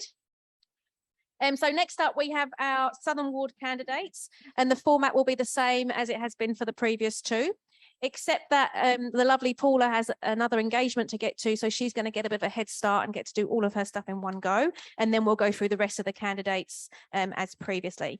So we'll do the introductions first, and then Paula will have the floor. So if we just start, should we start with your introduction, Paula, then go down the line? And again, 30 seconds for your intro. Okay, good evening, everyone. Thank you for coming along tonight. My name is Paula Mulo.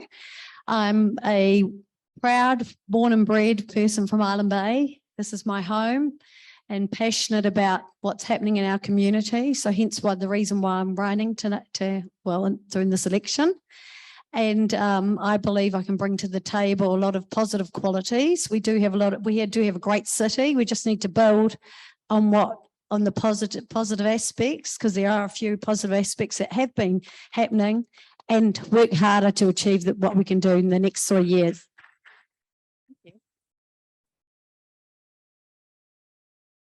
Hi, my name's Uma Labana. I'm a proud Wellingtonian. I'm a graduate of Victoria University. I've worked overseas in corporate offices and currently in the grocery sector. And I'd like to work very, very hard for my constituents in Wellington. And I'm really proud to stand for South Island Bay. Evening, everyone. My name's Inoke Awhiaki. So I came over to New Zealand when I was as a 3-year-old. We lived in Petone. I went to St. Bernard's and went to Victoria University. Graduated. I was a rugby player. Scored a lot of tries for Wellington. We won championships in the Hurricane as well. But I went overseas for 20 years, Singapore, Japan, Tokyo, France, and went back to Tonga for 3 years to work in sport and governance. Back when the building industry with McKeefell. Tēnā koutou katoa, e mihi ana ki te mana whenua, ko Laurie Foon aho. Kia ora everybody, I am Laurie Foon. I am one of your current Wellington City Councillors. I've been blessed to live in Wellington all my life and I currently live in Berempore with my whānau. I am a Green Party candidate. I just want to call that out because I want my values to be very clear. I've got a background and experience in sustainability and I love Wellington. Kia ora tātou katoa. My name is Nuruddin Abdurrahman. I came from Ethiopia 14 years ago and worked in many hard jobs to support my family while putting myself into university to study at Victoria University and get my master's degree in international relations. Now I run a small business. I'm a father. I'm a community organizer. I want to give back to a community that has given me so much. That's why I'm running. Thank you.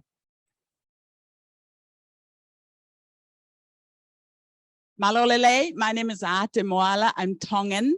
I live just down the road, have raised my family. My husband and I have raised our children here in Island Bay. Love Wellington City.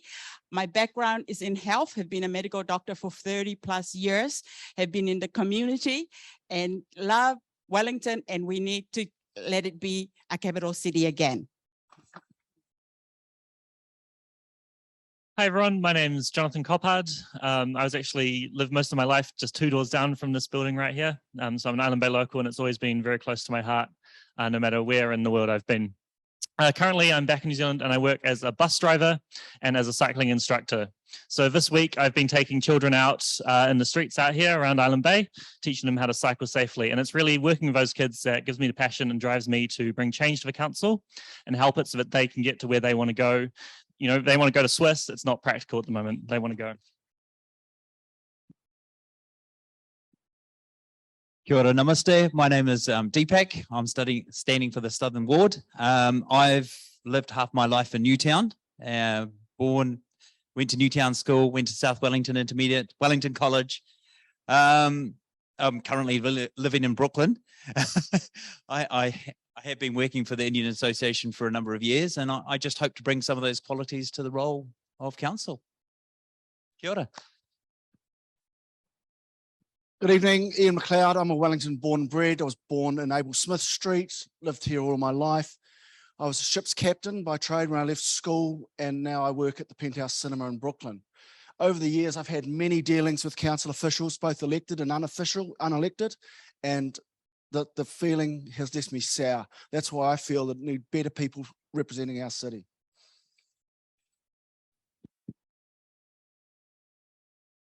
So we'll just quickly do the icebreaker question that you can say at that end. You can say at that end. Yeah. This is very, very quick. This one's very quick. So Your dog. yeah.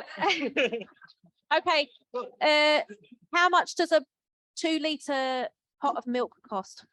For me at the cinema, $2.25. I don't know how much you pay at the Okay. Tea or coffee? tea.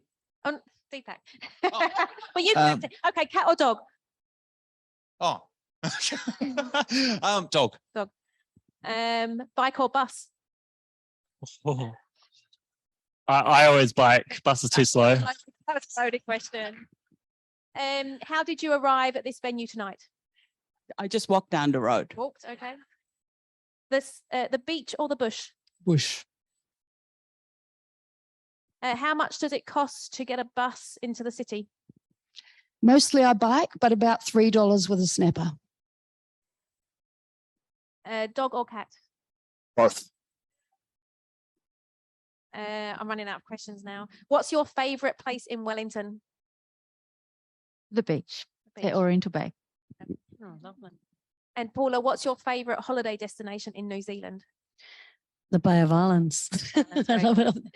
Okay, so we're going to get on with the next questions, and Paula's going to do all of hers in one go because she needs to get off. So, so Paula, do you have any affiliation with any organisation or association that's aim is to make New Zealand ungovernable? Definitely not. Okay, thank you. So your first question is, how will you plan to accelerate council action on coastal adaptation to climate change and more widely reduce our city emissions?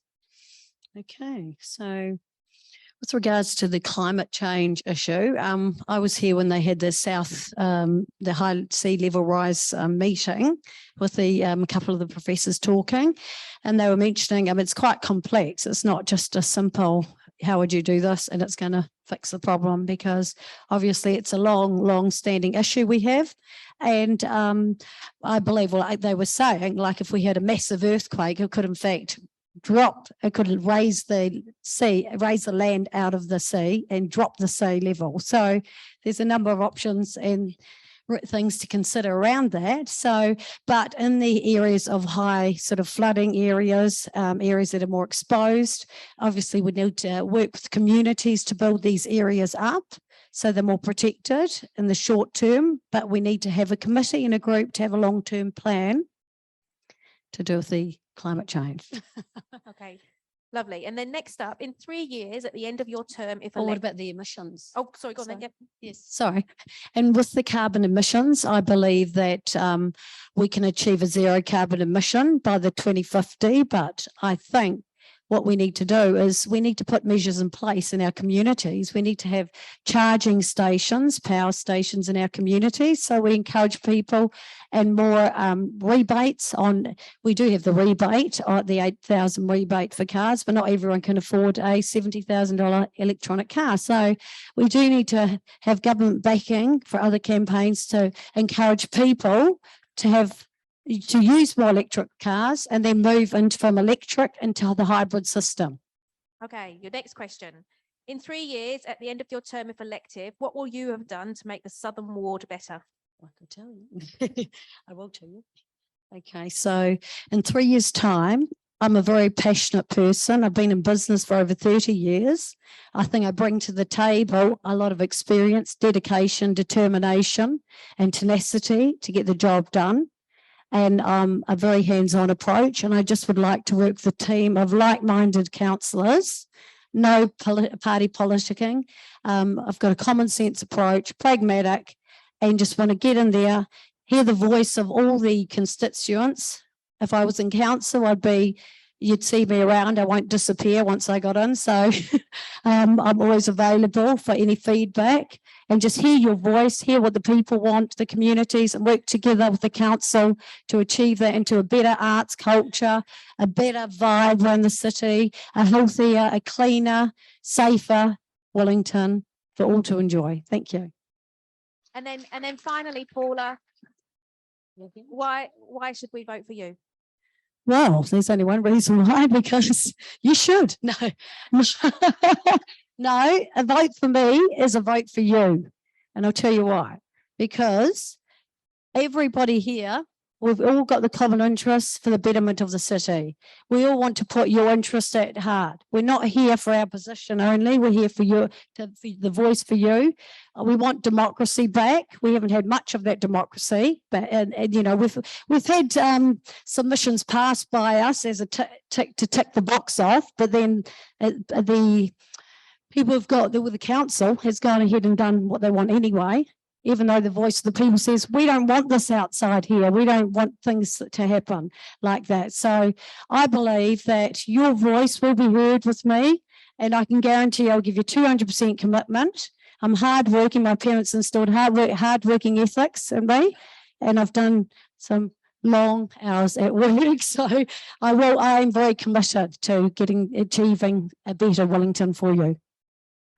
Thank you, Paula. Sorry, that's probably, even though I know you wanted to go first because you've got another engagement, that's probably quite hard work having to do all of those questions in one go.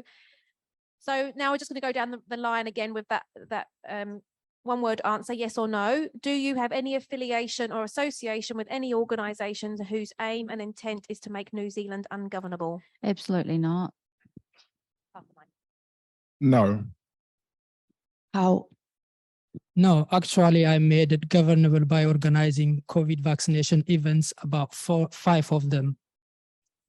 Ikai, that means no. No. No. No. So the next question is, how will you plan to accelerate council action on coastal adaptation to climate change and more widely reduce our city emissions in 90 seconds or less? The council emissions with the buses, that's obviously in the control of Wellington Regional Council. We've got to support their actions. Just pop We your mic have- up a little bit in. Sorry, we have to go for on-street car parking for EVs, promote the use of EVs, hydrogen-related vehicles. And also, I see Wellington has one of the highest uptakes of EVs in the country. A good example is what Zealandia's got with the slow charging units there. We want to come and watch a movie, we'll put EV chargers in the movie theatres. So because we have 37 car parks there. We won't get customers coming to the cinema in Brooklyn on a bike. It just doesn't happen. And so the climate change is here and now, and we need to plan for it. You know, we can protest against it, but who's going to listen? We could look at a solution like what's outside the Victoria University Marine Centre there, but who's paying for it? And how far around is it going to go? Is it going to go from Red Rocks right round to Port Horswell? Those things need to be looked at. Coastal retreat is something that could be looked at, but I don't think Wellington is particularly well suited for that.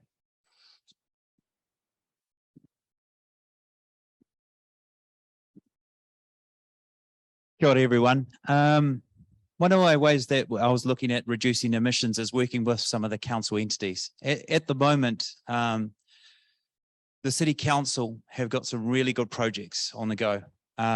They're doing their wastewater treatment, and I think it's exceptional that they're already starting to plan Moa Point. It's one of those things that I want to support other councillors to push that over the line and just make sure that that takes place. The other things that the council are actually doing at the moment as well is that they are doing the wastewater treatment. What was the other thing? Dang it, I'm going to kick myself later. The other thing that they're doing is they're looking at our pipes. So they're looking at some of the wastewater that's going into our streams. Wellington Water has done an exceptional job by clearing up some of the wastewater that's going into our streams and rediverting it into the wastewater. I would just like to say that I support Wellington Water, not Three Waters. I would like to see Wellington Water continue on its current process and have accountability back to the taxpayers, because I believe that's important. Yeah. I think one of the first things we can do with adaptation is to stop development in coastal areas. It doesn't make any sense to keep building houses right by the coast when we know the sea level is going to rise there. For the people who are already living there, which I know many of us in our community are living near the coast, I think it's going to be a really difficult conversation, and it's not one that I have one view either way or another. It's something we need to sit down as a community and discuss how we're going to respond when we've got homeowners who might be losing their insurance, or their insurance is skyrocketing through the roof. Because insurance companies don't want to pay out for your property flooding every year from storm surges. That's just a conversation we're going to have. It's not just seawalls though. If we look at climate mitigation, climate adaptation, we're also going to be looking at, water shortages. It might rain less one year, rain too much the next year, and that's going to affect crops, food supply. So as a city, we're really going to need to sort of address some really difficult issues across the board with climate adaptation. It's going to be much cheaper rather than adapting to climate if we mitigate our climate impacts. So if we reduce our emissions, it's going to cost us much less in the long term. Number one source of emissions in Wellington City is transport. So we need to reduce our transport emissions. Reducing our transport emissions is also going to have a lot of other benefits. It's going to make it easier for you to get where you're going, reduce traffic, make it easier for you to find a park if you do choose to drive. Cycleways. So if you build cycleways and bus lanes and people are taking the bus instead of driving, Can we just remember, Chris, you allow Jonathan to finish? A bus takes 70 people, 80 people. If they're all in cars, it would be 40 cars. So that's pretty simple maths. Okay, Ati. Thank you. To answer the question of climate change, is the earth warming? Yes, but it's been going on for centuries. There's been cycles of warming and cooling. And since 1850, we've been on this warming cycle. So it's important that we be realistic about it. Is the earth warming? Yes. Are human beings the cause of it? We are not the main cause of it. Let me speak. Thank you. Yeah, please let Ate speak. So I have lived in the Pacific Ocean. New Zealand is part of the Pacific. Every year we have hurricanes and all sorts. But if we're going to raise up our children to be scared of some ideas that has been driven by other people and agendas, then we've lost the point.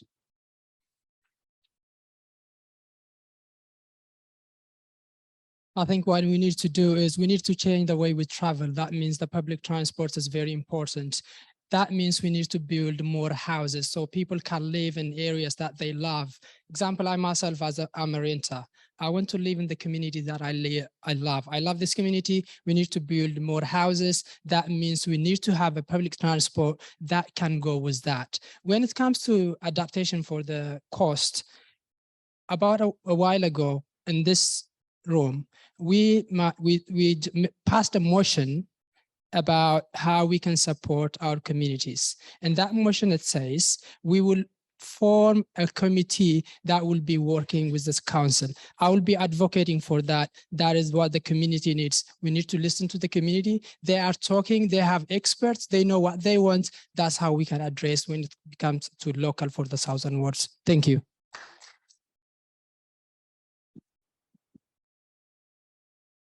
Kia ora tātou.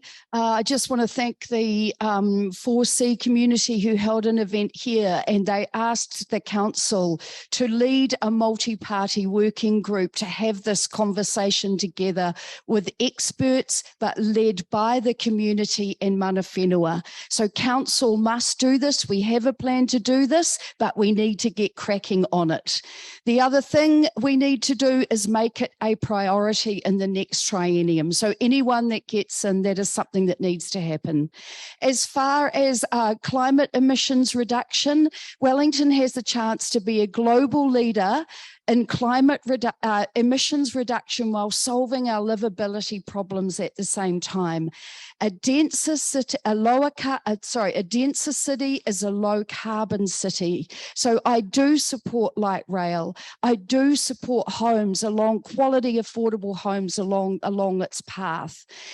And along with that, we must couple that with really great public and active transport systems. Other cities around the world have proven that they have lowered their emissions through doing this, and we can do that well.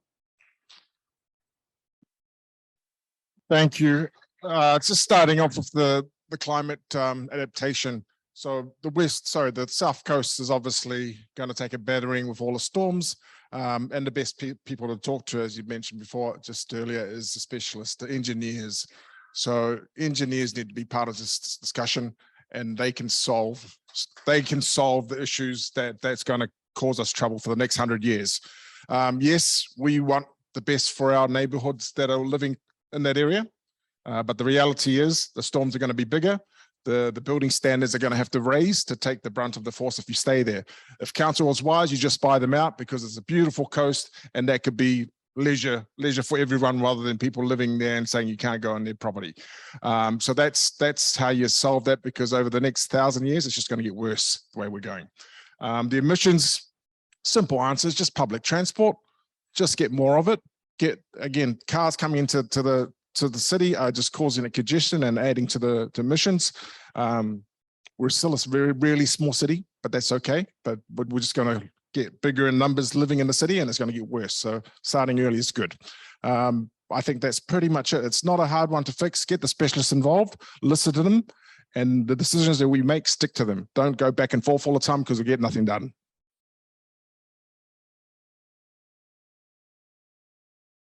with regards to climate and emissions, I would like all inhabitants of the city to do their bit. Be aware of what climate change is going to have an impact on our coasts in Wellington. We're pretty much a coastal country. We know that climate change is distressful. We also collectively need to do something as a small city and be worldwide recognized for our efforts. But the thing is, cycle lanes is not the effort. 0.4% of change to emissions by the end of 2050, just by putting in cycle lanes, at the cost of $4,800 per tonne. But if we planted trees, it's $80 per tonne. Let's think about it. We could put that money somewhere else, like in our pipes and our water, and actually have a constructive transport zone throughout the entire city. And I don't believe that's light rail going from Island Bay. However, I'm a conduit. What the citizens want is what I'll deliver. Thank you. So the next question, and we'll just go back down the line, is in 3 years, at the end of your term, if you were elected, what will you have done to make this ward better? Oh, you've done your bit. Hopefully, we would have worked as a community to answer the questions: emissions, climate, transport, housing. And I want housing to suit the communities, not a shoebox. To suit the communities that live as extended families, not a shoebox. That's what I want to see at the end of my training. Okay, I have three platforms to my pillar. So the first one obviously is waste, and our landfill is pretty much full. Being in construction is causing a backlog of money that's also associated with the building of new properties. And so we can't do much until we get a new landfill. So that new landfill will involve regional council. It's in the pipelines, but someone's got to pull the trigger, and it's taking too long, costing us too much money, and it's just hurting everyone in that business. Along with that, you got 3 waters. So 3 waters, you got wastewater. Again, if we want increased density of people living closer in town, you're going to need some new pipes in there. So getting that done is the number 1 priority. Get them laid down as fast as possible. The faster you put it in, the less it costs. So again, giving way to those really essential stuff. Unfortunately, the bike lanes is not essential, is it? Okay, so that's my view on the bike lanes. It could actually be governed better with just putting in bylaws and just saying, if you do this, you'll get fined. And that we won't spend much more on that. Another part to my pillars is that we're the leadership that's lacking. I've been in sport for a long time. So all this stuff is relationship building and getting, when you're dealing with political parties with non-negotiables, really tough. So again, what we're seeing here is more independent people. Great. This is what we need. We're here to work for you. I'm here to work for you. I listen to you. Tell me what you want done. Your time's up. Cool. And I'll get it done. Over to Laurie. Kia ora tātou. Look, I stood on a platform of really moving towards zero waste, and we've really started doing that at the council. I'm proud of the work that we have achieved. Thank you, Mayor Foster. So I will work with the city to move toward a zero waste journey. We'll put in an organic collection service, and it will be part of a resource recovery centre that will take over the southern landfill.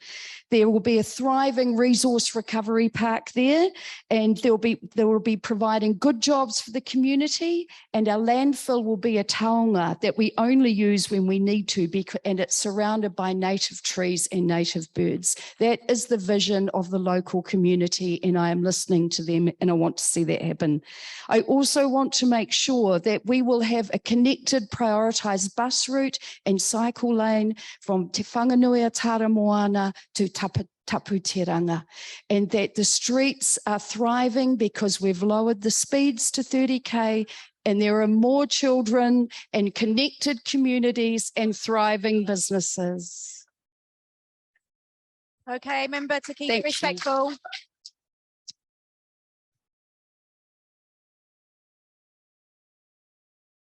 Kia ora whānau. I think it's very important what we're voting for. As a Labour candidate, next time when I come back after 3 years, I want to promising you these policies that we already put it together, and then I will be accountable to what you are asking, including when I went to talk to the Owhiro Bay Resident Association, they are looking to establish a committee. I want to see that committee established. Second thing, we've been fighting in a lot of things. I came from a background where we don't have a lot of this, but I'm not saying we shouldn't be criticizing. In Southern Ward, we have out of the 107 playgrounds, we have 18 of them. Out of the 60 something, 48 parks, we have more than 7 of them. We need to be talking about these things. We're community working together instead of fighting each other. We need to bring the community together. There are for politicians, they're gonna bring a little things to make us fight. But what I want to see in 3 years, this delivered, more houses built, public transport is more in better position, and we are united as community together.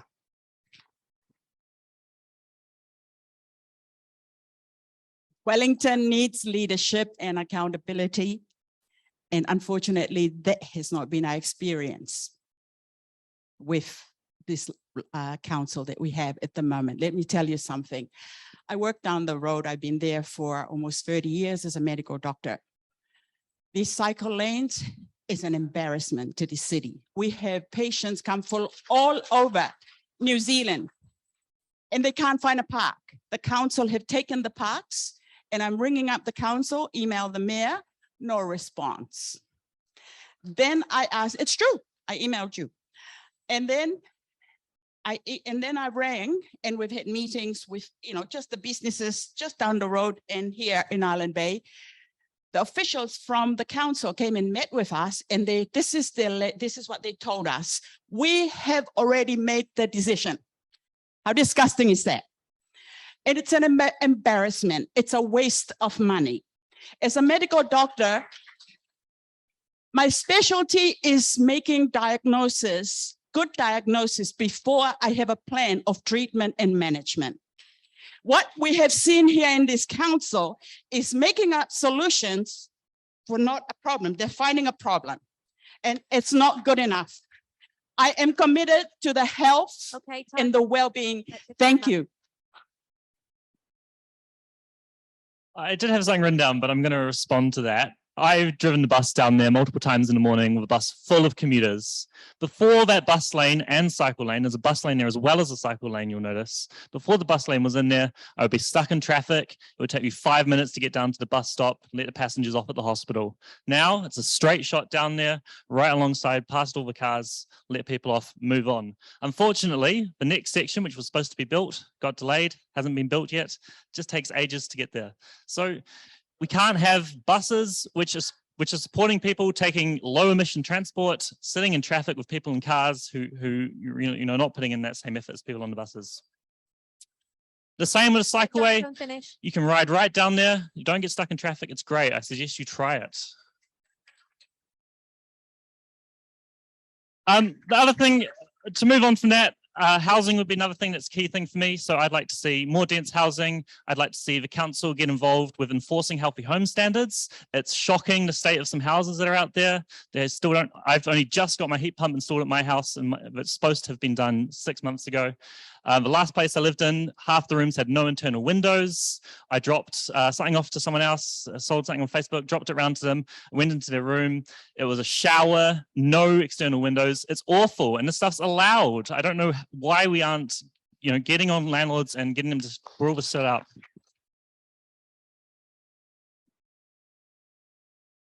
Kia ora, everyone. What I would like to see at my end of my 3-year term is I would like to see some of the goals that the council have already put forward in the district plan. They've got healthy homes that are going to be putting forward for some of the rental properties that are due to be completed in 2024. They've got the low emissions that are going to be coming in at 2030, and then obviously zero emissions by 2050. So I believe some of these targets are really achievable. You have to take everyone along the journey. You can't just throw everyone in there and say, hey, just do it. You need to consult. When it comes to climate change, I know that Island Bay is faced with a lot of issues, especially with coastal.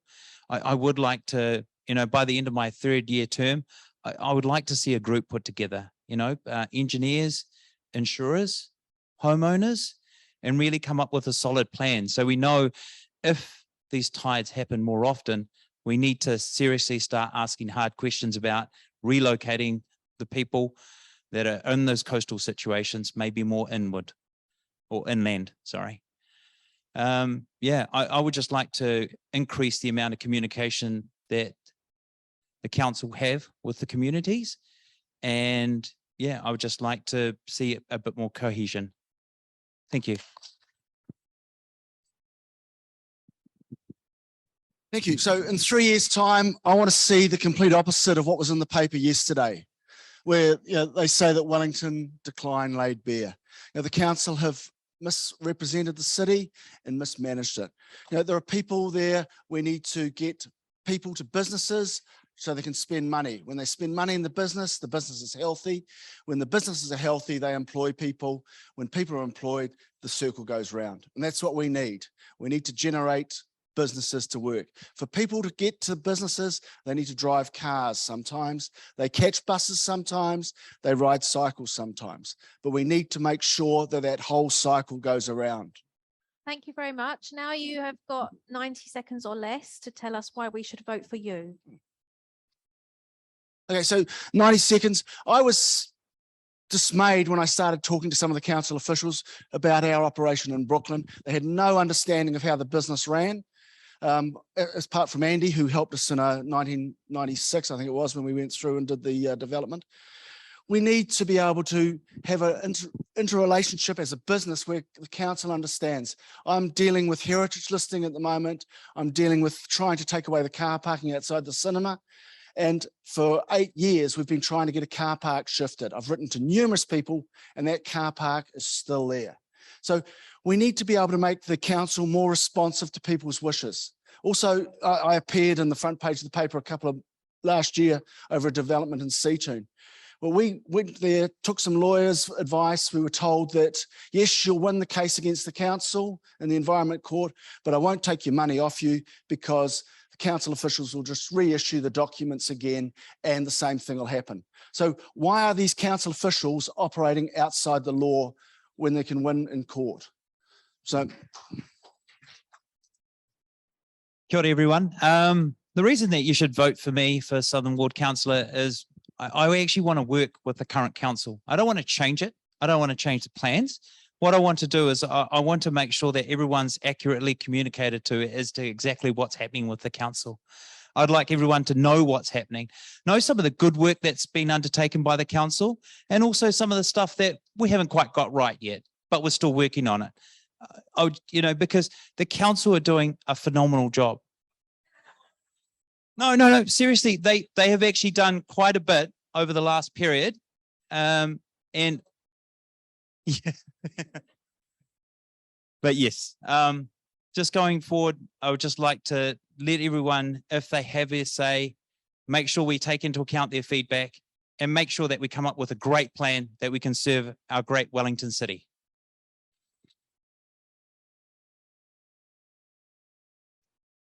I mean, I'll be honest, I'm quite happy if you don't vote for me. I have a really great job at the moment, and sitting inside at the council, not so great.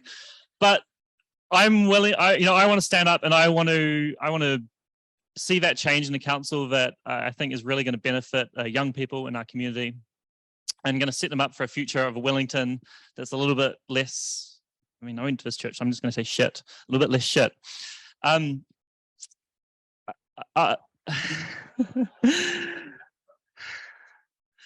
That's put me off.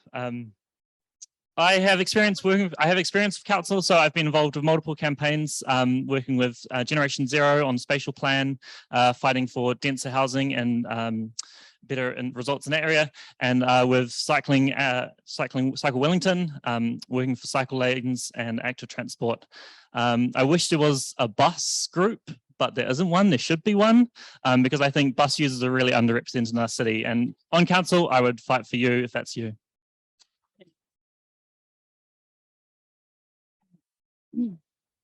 A vote for me is a vote for common sense. We need a change. We can't continue as it is. We need to keep Wellington as the capital city, and we need to show the rest of New Zealand what a capital city look like. We can't destroy our businesses as it's happening right now with these cycle lanes. You know, I've got businesses just down the road. They're asking me to come and talk to the council because they're foreigners like me. We need to change. I'm committed to improving the health and the safety and the prosperity and the happiness of Wellington City. Thank you. Kia ora. 3 things why you should vote for me. First, the future of any country, any city is our children, the children's. What is good for our children is good for each and every one of us. I would be doing my best to advocate, example, when it comes to sport, for our children to get free and accessible sport. That's the first thing. Secondly, what is good for our renters is good for homeowners. 4 out of 10 Southerners, which is about 10,000 people in the South are renters. What we need to do is we need to build more houses. People like me who love the community here, we want to stay here. We want to raise our children. I want to raise my children. Well, the only way we can do that is by building more houses. So that's why you should vote for me. The third point, what is good for each and every one of us is not the division that we're doing, the social cohesion. Look at the school that we have in the Southern. Just go to Newtown School or the Swiss. It's about 20 different children from 20 different cultures. So what we need is we need to be listening to each other. We need to be working. We need to be talking a little bit of more other issues. Everywhere we go currently, the cycle issue in Island Bay is very hard, but we need to sort it out. Kia ora tātou. Please, I would love you to vote for me and so that I can get back into council. And this is because there is a lot more work to do. I've got a good track record. I was the driver behind the new sewage sludge system. That's very rude, Mr. I can't remember your name. A new sludge water system that's enabled us to have a smaller landfill. And just last week, we launched a zero waste plan. I will now be the experienced councillor. I just want to honour Councillor Fitzsimons here, who is the outgoing councillor, and I know how much I valued her experience when I came into council. I will be the one to step up and take that learning forward. I will also, I have worked hard with my community to help them to work with council officers so that we are progressing together. I am standing because I want Wellington to go forward to be a city our young people want to inherit. That means that they just want to live a low carbon lifestyle. They don't want to have to think about it. That means good housing, close to the city, great public transport, easy ways to get around, a beautiful green natured city that they can access and be healthy in. Kia ora. Kia ora. Why should you vote for Inoke Awhiaki?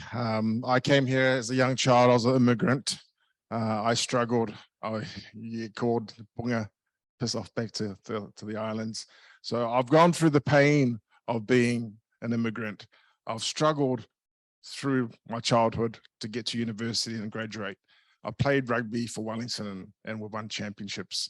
I've done everything I could to be the best I could for my community, to be part of the community. So I've spent the last 20 years overseas, but I came back for 2 years and worked on $40,000 a year for 2 years, being a Paniki and Wellington coaching coordinator. But I had to go again overseas to go get money for my family. But I was on Rental Street. My next door neighbor was Leo Bertos, a football player for New Zealand, and that was pretty cool. But the thing for me is housing. I've been on the trust in those 2 years back in New Zealand to put over 1,000 houses to make them warmer, because the big thing for my people, and not only my people, anyone that's struggling, is their houses were cold. They couldn't go to school. They couldn't go to work, and then they stay in the cycle. So I'm about fixing the problems that have happened to me and to our community. And it's all hard for me.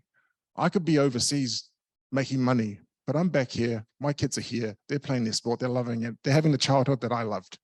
So I'm just, you know, that I have the heart to do the work. First of all, I want to congratulate all these people out here. If you have a look at these faces, they're diverse. This is not what I've seen in the current council, and I want to be part of that diversity. I want businesses to succeed. I don't want them failing under these cycle lanes, which are only going to give us 0.4% increase in emissions. That's just nonsense. $4,800 to do it. Flag it. Okay, please let Irma And the other finish. thing is, I want to be able to drive. And by 2050, I might be dead, I don't know, but we're going to cut our emissions anyway because we're going to be driving EVs. So let's get on board. Let's save Island Bay's coastlines, Lyell Bay's coastlines. Let's keep moving and make Wellington a really good city, not the 12% disappointment that our current council's given us. Vote for me. Thank you, Irma. I just want to say one thing, right? We don't need to choose between carbon emissions or business. We can be sustainable, but not at the detriment of business. So we can reduce our carbon emissions and we can take electric options of buses and more reliability and get that coordination going. But we don't need to be one way or the other. We can work together. You know, because business does make, as you said, business does employ people, which, you know, circulates money, generates hospitality, things happening, events, things, one thing leads to another. So we need to work on both these side by side to achieve what we want to achieve. So, you know, so we can't be just narrow-minded about it. We have to have a bigger vision for Wellington. And that's what I'm going to bring to the table. Okay, so just in the home straight now, we've just got a few questions for our candidates. So again, like before, we'll just get, if you're very keen, just put your hand up. We'll get 3 people to answer, maximum of 30 seconds. So who is your preferred mayor and how do you plan on working with someone who is not your preferred mayor? Okay, I'm a conduit. I work as a business analyst. I work to make managing directors look good. If I've got a mayor to work with, I don't care who he is, who she is, but I'll work with them to make a good plan for Wellington. Kia ora. I have really enjoyed working with Mayor Andy Foster. I think he's actually done a good job in the latter half, but I must say that I am very wowed by Tory Whānau, who's been here this evening, and it would be really good to have a wahine Maori female leader for our city that really understands what we need to move into the future. Kia ora. We need a new mayor. We need people with experience in building a city, not fluffy talking about stuff that absolutely dreaming. Well, kia ora. I think I will work with anyone, but Labour endorsed Paul Eagle. I will be supporting Paul Eagle. Are you willing to push council to resolve ongoing pollution issues such as the toxic leachate? I've never seen that word before. Is that how I say it? Leachate? Leachate into Houghton Bay from the old landfill. So, Ian? So when I walked out of the cinema this evening, I knew it was a southerly because I could smell the tip. That same thing is happening in Houghton Bay. You can see the green-brown slime coming through. So yes, I think it's a priority. It needs to be addressed straight away.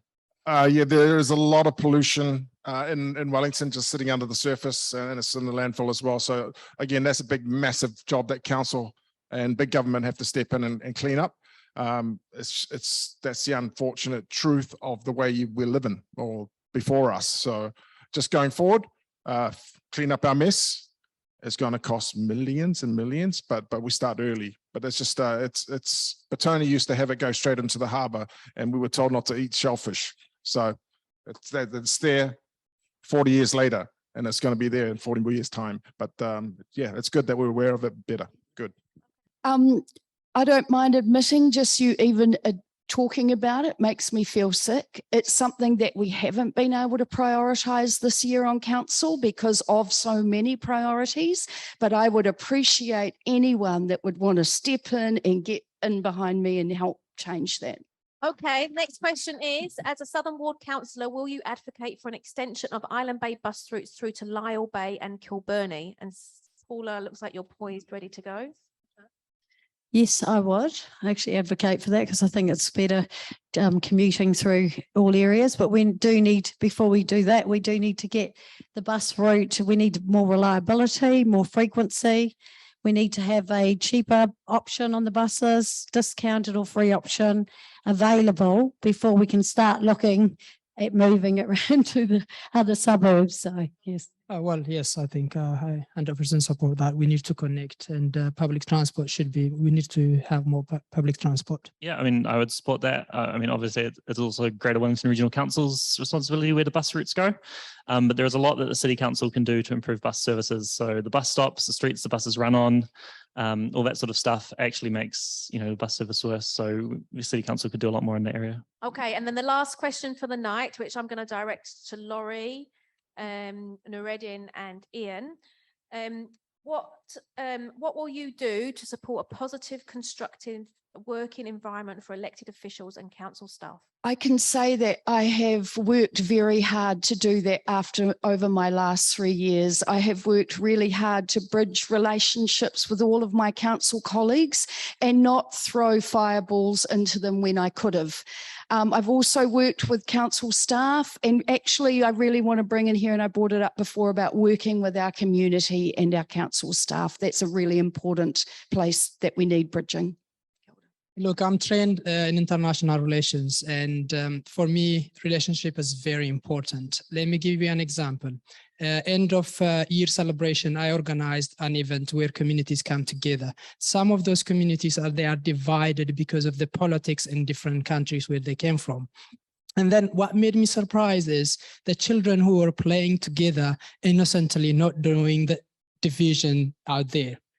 The second thing, for my campaign launch, I organized and people came from different political backgrounds, from 8-year child, from refugee family to 18-year-old. Thank you. I've come from a background of being at sea, so we deal with multicultural crews. I come with different ethnic origins. At the cinema, I've got 7 staff who are LGB, whatever the acronym is. But yeah, so I'm open to anybody, and I think everybody deserves a fair go. Should be no line drawn just because of race, gender, whatever, who they sleep with. I don't care. Okay, so I'd like to thank the Southern Ward candidates for your time this evening. Thank you very much for joining us, and thank you to all the residents who have hung in there for what was a marathon effort. Well done all. Thank you.